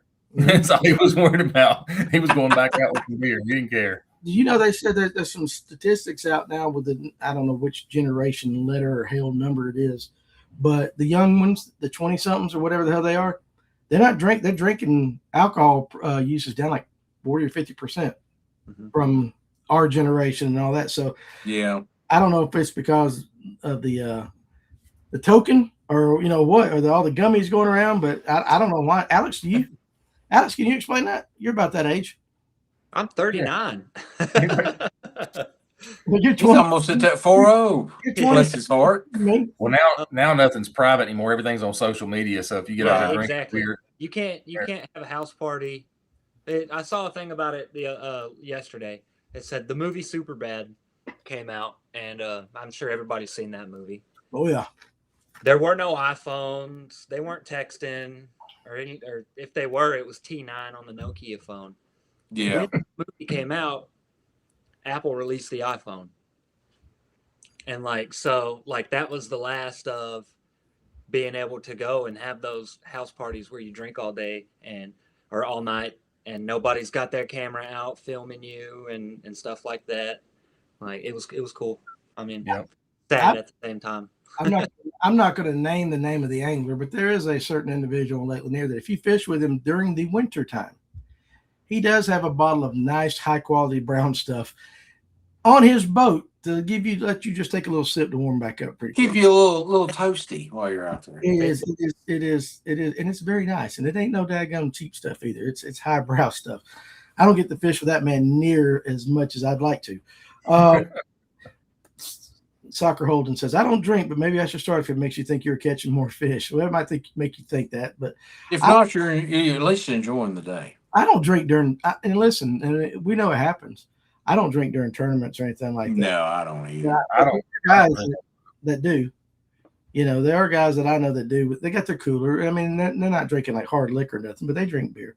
My normal routine is when I get home and back to the boat in the shed. Sometimes if I've got beer, I'll get me an ice cold beer while I'm kind of unhooking and putting the boat up. But that's about it. It's like, don't drink and drive, don't boat and drive. It's bad. Worth it.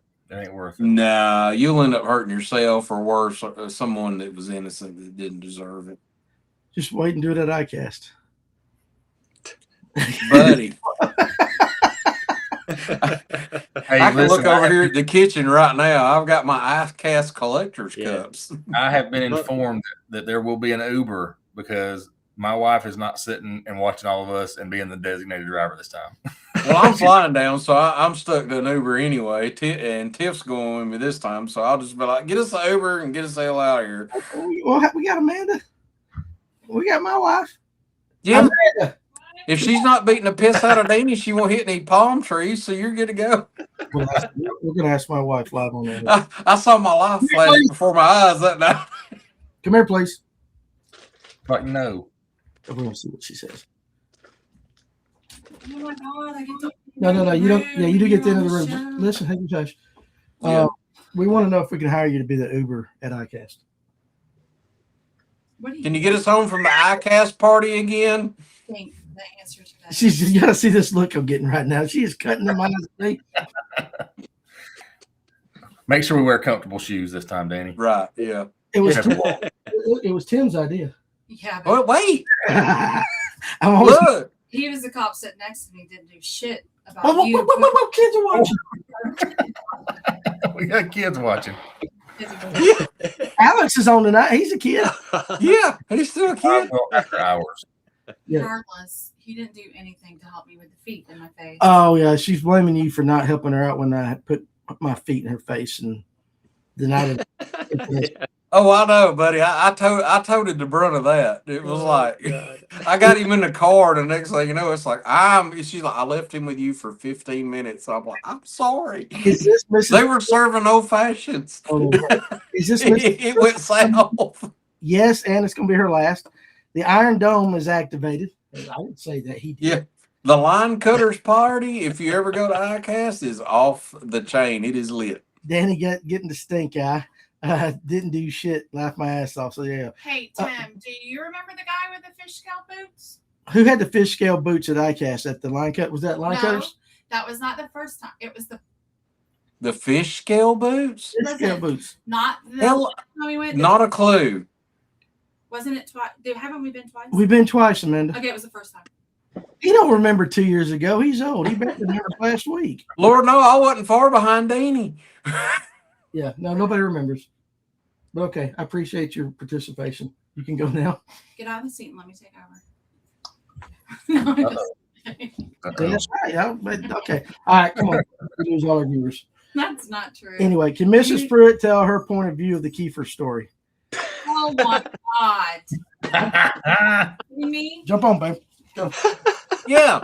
You come on, Amanda. Sit down and tell about the Kiefer. Okay, well, let's No, sit down. move out of the way. Damn it. Now you got to sit down so we can see you. Yeah, I got it. So listen, first of all, Yeah, put it in your mouth, baby. I've been telling you that for 30 years. and it Oh, jeez. hasn't worked yet.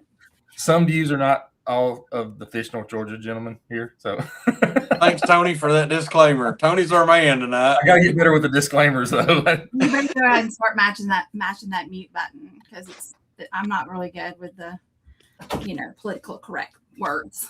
So Danny tried to drink that kefir stuff, and he was only supposed to drink a little bit of it, and he drank the whole bottle, like in the middle of the night and stuff. So what I woke up to was him trying to sneak out of the bed. Like, I can hear a bear outside in our trash. How did he think he was going to sneak out of the bed? And he was like, hey, I wasn't doing anything. First of all. And I was like, no, you're a liar. You were. What are you doing? And then he told me, and I was just like, are you kidding? You just shit the bed? As an adult, as a grown adult, you shit the bed? Oh. Okay, that's just stupid. And not only that, he was trying to change the sheets with me in the bed. Like, You can't fault him for trying, though. I can. Yes, I can. And I was mad because I got good sheets. And so I think that was a couple years, way long ago. You've done A couple of years. He's done stupider shit since then. you still want to hear that story? You want to hear some new stuff? No, Sure, go ahead. I mean, you go. okay, hold on.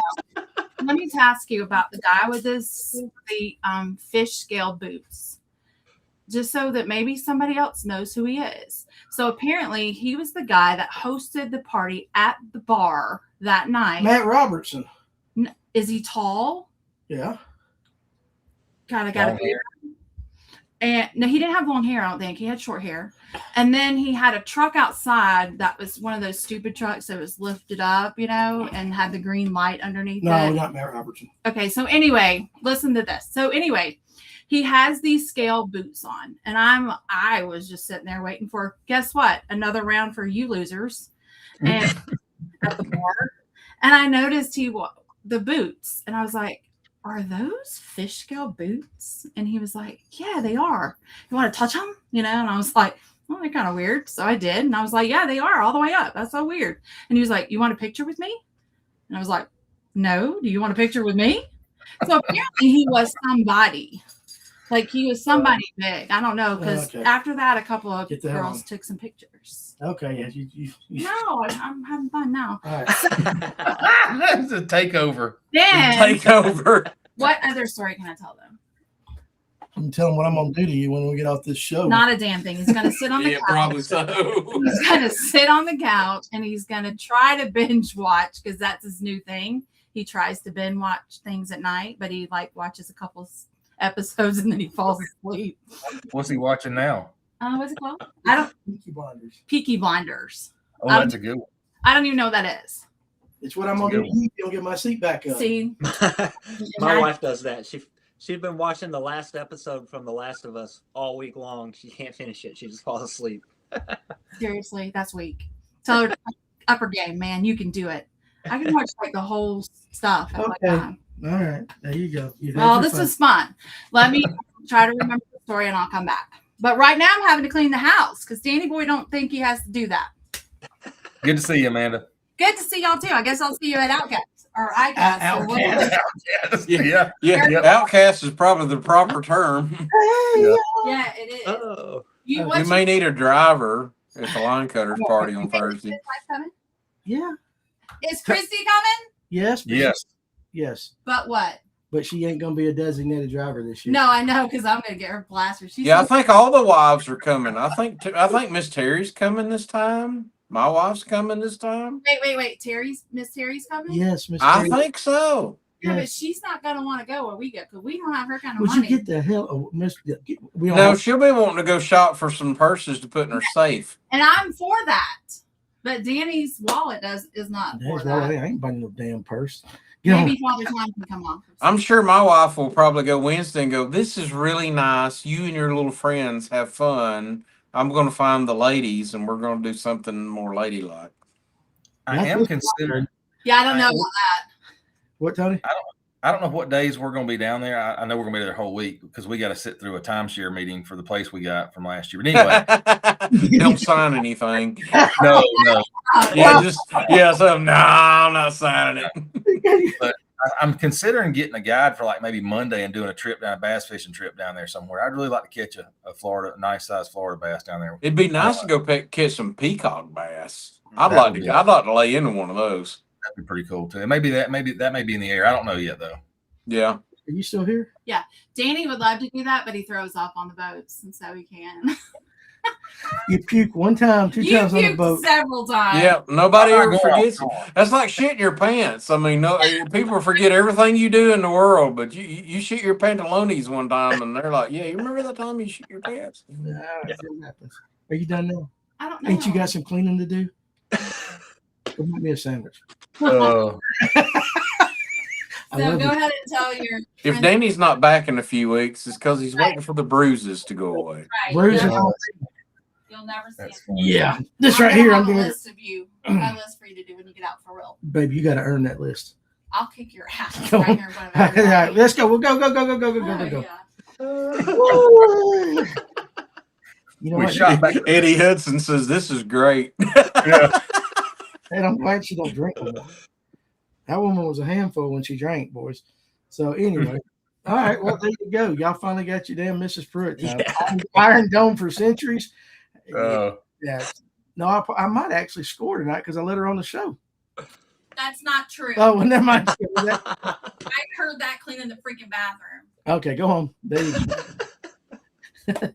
Anyway, well, that's this show went sideways. Went sideways quick. You know what we should do though one night? Seriously. Let all the wives run the show. So all right, you got 2 hours. You got to talk 2 hours about fishing or outdoor related. Yeah. If you get my wife on here, it would end up being a thrift store show. There's no way she talked fishing for 2 hours. Okay, let me ask you this, and each of you, and Alex, you can jump in here. If your wife was the host of the show and she could pick any topic she wanted to talk, what would she talk about?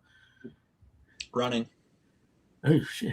Yeah, she runs and hikes and all that not fun shit. I go fishing. Right. I don't run. I used to. Not now. Tony, no. what would you miss? Thrift store reselling. No, Steve. Yeah, she'll do that. Yeah, I get that. She would. She loves that. Tim? I don't think I've ran since I wore a camouflage military uniform. I mean, so it's like, nah. Tim. Yes. Tim, do you know what the question was? I have no idea what you just said. Focus. I said, if your wife could host a show and pick any topic to talk about, what would the topic be? And he goes, she'd probably talk about me being she would be talking about me being a tight ass, because I'm always like, what's that cost? We get it cheaper somewhere at the discount store. You know what I mean? I'm like, no, I'm not paying full price. Oh, listen. So so Jim on TikTok goes, Danny has been replaced. Yeah. Well, I think it'd be interesting, because the reality is that they run their mouths as much as we do. We just talk fishing and they could talk some stuff. I don't know if any of them's going to talk about running though, Alex. Oh no, they're going to be like, we don't do anything wrong. It's our men that are broken. Yeah. Mm-hmm. So Jeff Brazil goes, holy shit. I'd be scared to know what my wife would talk about on the show for 2 hours. I can tell you, Amanda. She's welcome to be a guest, Jeff. Yeah. I mean, we hook you up, buddy. Tom says I guess his wife's name is Faye. She would talk about the password. Is that a movie or is that just passwords? Yeah, you need to elaborate a little bit more on that, buddy. Silverpunk goes, now we're going to need the Amanda show each week. Yeah. Hey, you know what? I might do that, but I promise. You know, we might get all the wives on the show one time, and y'all can just hear all the trash talk from them about having to put up with us. Okay, yep. But my wife's pretty brave. Would your wives actually trash talk you guys? You think they would? Oh, I'm sure. Mine wouldn't even get in front of the camera. If you gave them some screen time, it's on. The roast is on. It depends on who brings up what. I mean, I'm sure there's some stuff in there that Christy would be like, you know what? He does not do that. Now that you mention it. If we get a couple in her, though, that what was that, Denny's? Yes. Denny's. Oh my God, I forgot. We went to Denny's, didn't we? Yeah. Tony was like just like embarrassed to say, that should be all right. Christy. Mine would talk about horses, trailers, and horse trailers. There you go. Yeah, I can imagine that. I know your wife. That would be it.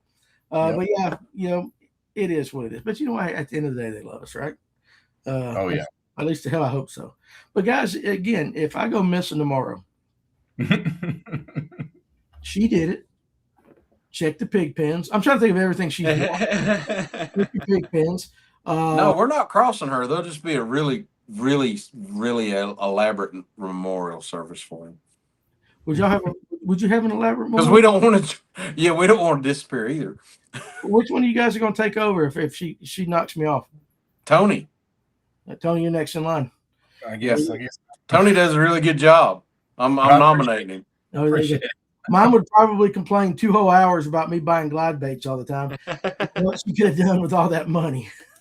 Yeah, I think we're all right there in that. Yeah, it's like, why are you buying another color? Yeah, I don't understand. Danny, if you go missing, I'm calling Crime Junkie. You might as well listen to every one of them, because she listens to all that garbage too. What you put in is what you put out. And I'm telling you right now, y'all won't find me. You really are. Yeah, speaking of that, how many of y'all's wives watch all this crime drama and how to dispose of bodies? I mean, women get into that, and it's concerning. It is concerning. Because they're watching all this documentaries and stuff, and it's like, hey, wait a minute. 100%. I mean, it's, If something bad happens to me one day, it's like, wait a minute, y'all might want to look deeper into this. there's no doubt that you probably could go back and watch Dateline or watch or listen to all the crime junkies, and she's probably going to replicate one of those scenes somehow. Oh yeah, they get into that stuff. They take notes. Kelly watches that shit, but I do too. Yeah. I don't. Yeah, if they cook you a really good dinner one night, you start getting scared to death. It's like, I don't know where I need to eat this or not. Why do I feel funny after I ate that meal? Well, Right, yeah, and you're like, I feel my guts kind of bubble. I don't know. What you put in my food? This could be the end. Have y'all ever seen the TikToks where it says what my wife's first, like they're filming their wives walking through the airport and what their faces they make the first time they see them. You know the ones I'm talking about. They're always like, yeah, and like, the guys are always happy, and then they're always like, ugh. And that's if Amanda was to smile at me instead of giving me the face, then I know something's about to happen. So, Jeff says his is a nurse. She could easily dispatch me. Oh, for sure. Faye has a log chain and could drag it. Okay. What a way to go. All righty. Yeah. Jeff Brazil better watch it. One of these days it'll be like, it was just horrible. He had a heart attack. And I don't know why. Yeah. All right. Anyway. So going back to that question you pulled up a second ago from Soccer Hold, any suggestions for quieter fishing? I don't know which lake. I think they were saying Lanier earlier, but we talked about a lake on Monday night show. Russell apparently is the spot to go if you can make the trip. No boat docks. I looked at it on the map. 0 boat docks. There. Yep. Huh? I was just there a couple weeks Were ago. you? How'd you like it? And it was okay. I caught a lot of fish, but I only caught 5 scoreable fish. Oh, well. But it was fun. I was catching them. I'm not laughing at you. Hey, catch is better than a skunk every day is the way I look at it. Well, what about Carter's? I've only fished up at Carter's once. Carter's is not. It has no boat docks or anything. I mean, it's not going to get the traffic like any of the other lakes. There's only a few boat docks at Carter's, isn't there? I don't even know. Boat ramps. Yeah, about like Blue Ridge, only 2 or 3 places. Hell, Notley, there's only 2 or 3 boat ramps. Blue Ridge has got a ton more than. I don't think Carter's has any. Steve Sturgeon says mine fixes me a high carb supper. I fall asleep and she watches what she wants. And then Carson goes, Danny, were you in a tournament at Hickory Log last Saturday? Yes, I was. How'd you do? Caught a ton of fish, but they were all Hickory Log specials. So a bunch of us weighed in about 8 pounds for 5 fish. I mean, it was just, I went through, I don't know how many bags of Yamamotos I went through. They were hitting, we were catching fish. Everybody was catching fish. It's just no size at all. I think 14 pounds won it. I think Tim White and then finished second with 12 pounds. But a lot of people caught a lot of fish. It really was. I did everything. I tried so many different things. I was throwing flukes and letting flukes sink down in blowdowns and all that, just to see if they chartreuse. Hell yeah, they were. I went. They were chartreuse. You can't find a chartreuse fluke anywhere now. Well, I did you see? I just made that one little post on the group page that Hammond's had them, and it's like it got shared and whatever. They got lit. 70-something thousand views on our thing. Just like, hey, you better go to Hammond's. Chartreuse herring. What's the other one with the specks in it or whatever? Yeah, it's like wow. Lemon drop, chartreuse pearl, right, and chartreuse herring. I think were the colors. And when I was and me, even though I don't fall necessarily for the hype stuff, I'll be damned if I didn't walk into Walmart and walk back there and look just see if they had any chartreuse flukes. Caught myself doing it in the middle of it. I was like, why are you doing this? Listen, I had an idea. You guys, we're getting close to it. You guys tell me if this is dumb or not. So the chartreuse herring is basically kind of a see-through chartreuse with some flake in it. My favorite color my favorite color fluke, bar none, is the disco green. Amen. And that's the one I like. But I wonder if I took some JJ's Magic and poured in a pack of disco green. Fluke. You could probably just put a little dash in there and mix those around and make the same color. I mean, it stinks like hell. But what do you think about? I mean, that green flake on Lanier on any spotted bass lake to me is just amazing. And, disco green's always been any clear lake. If you got some water clarity. You ever do any of that, Tony? You ever mess with stuff like that? I was thinking a minute ago when we were talking about the chartreuse, just in general. I'm like, I dip my white ones in chartreuse to make them chartreuse. Yeah, the entire fluke. Well, most just like half of it. If it's on a trailer, like if I'm on a jackhammer or a strutter, Right. I'll dip the whole back half of it just so it's got that chartreuse. Right. I don't believe fish can see the green. I think it just glows. I think it literally puts a glow to it. It makes it brighter to them. Just some light refraction and stuff like that. Yeah, I've got a bag of flukes down there on the pegboard. That's the short. I've got disco green and purple, whatever down there. Yeah. I'll pour some chartreuse in there and see what happens. put some pour a little bit of chartreuse in one of those like disco greens and see what it does. Didn't you say you're going to Wadowee? Yes, I think so. See if you can do that and just make a few casts with it. Just see what you got. I might see what happens with it. Yeah, but I'll be honest with you. The chartreuse herring's legit. It's a legit. It's, every fish I caught on a fluke was caught on it, and I tried colors, but they would come out and just bust it again. Small that color that lipsticker makes. That shit. That's legit. Is a secret herring. Secret herring, yeah. God Almighty. It's a good one, but I even threw it. I threw it at hickory log some, and I didn't get bit on it. Man, it could have been just where I was throwing it. Right. I caught wacky worm, and I will tell you this about the spro. A little thing with the spro. I forget what. Wacky snack. What? Wacky snack. Wacky snack. That's right. I couldn't remember. Wacky snack. You know, it's got the two bulbs on the end. I have found fish are being really finicky, and I did this on Lanier too. If you just bite those two bulbs, you're basically at about a 4.5 inch. But the way that thing tapers down, it really gives it a lot more than you could have a 4-inch sink, 4-inch Yamamoto or something like that. Right. But because that wacky snack tapers towards those bulbs on the end, if you bite them things off, it gives it. It's just a little variation of a smaller shaky head. And does it kind of butterfly a little bit more as it falls, maybe? Well, I don't know what it. I mean, of course, once it's down, I don't see it near as much. But I know that I was. It wasn't this past term. I didn't have to do that.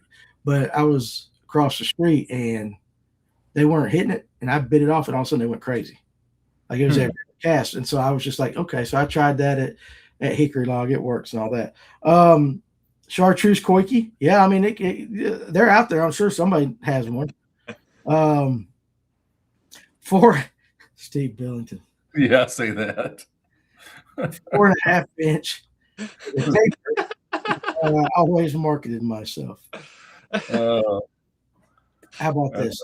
Jeff Brazil, I agree with you on this. I was told by a biologist that chartreuse shows as bright white to a bass underwater, which is interesting. If chartreuse is bright white, what is pearl and white? Is it just dull? Yeah. I mean, it's interesting because, we've looked at that video. The biologists say that they can't see they can only see red, and they don't have red and green cones. They don't have the red, green, and blue. Right. So it makes it kind of, weird. The what was that guy? Steve Rogers Outdoors that did that video that we watched. Yeah. When he put that thing on the what am I trying to think of? I don't know, dude. You get that dramatic pause pretty good though. Yeah. No. He found a like an optometrist thing for like eyes for colorblind people. He removed the blue from it, and when he took pictures and put that filter on it, it was like chartreuse showed up as white, but it glowed. I mean, you could see like an aura around it. What around it? Aura. Like it was just glowing.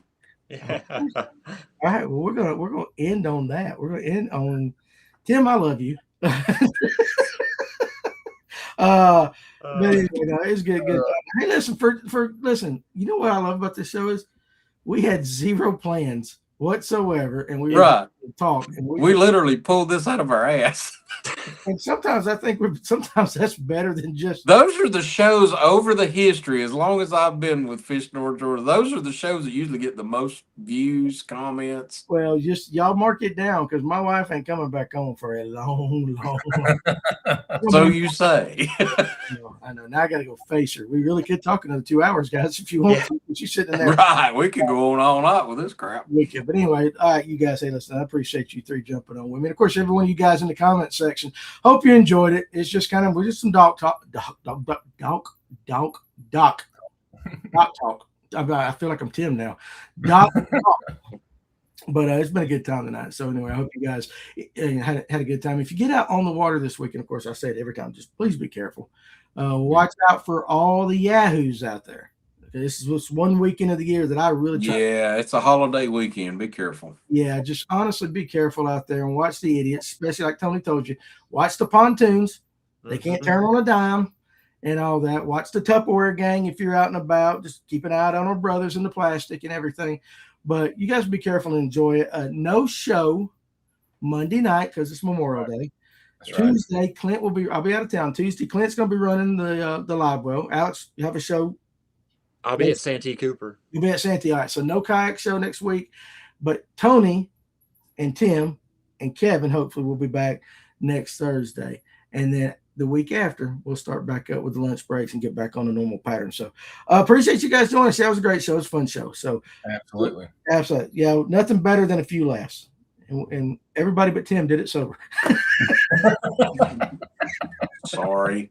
Sorry. He's a cop. He deserves it. He's had. I've had a hell of a week. Y'all don't even want to know what I've dealt with.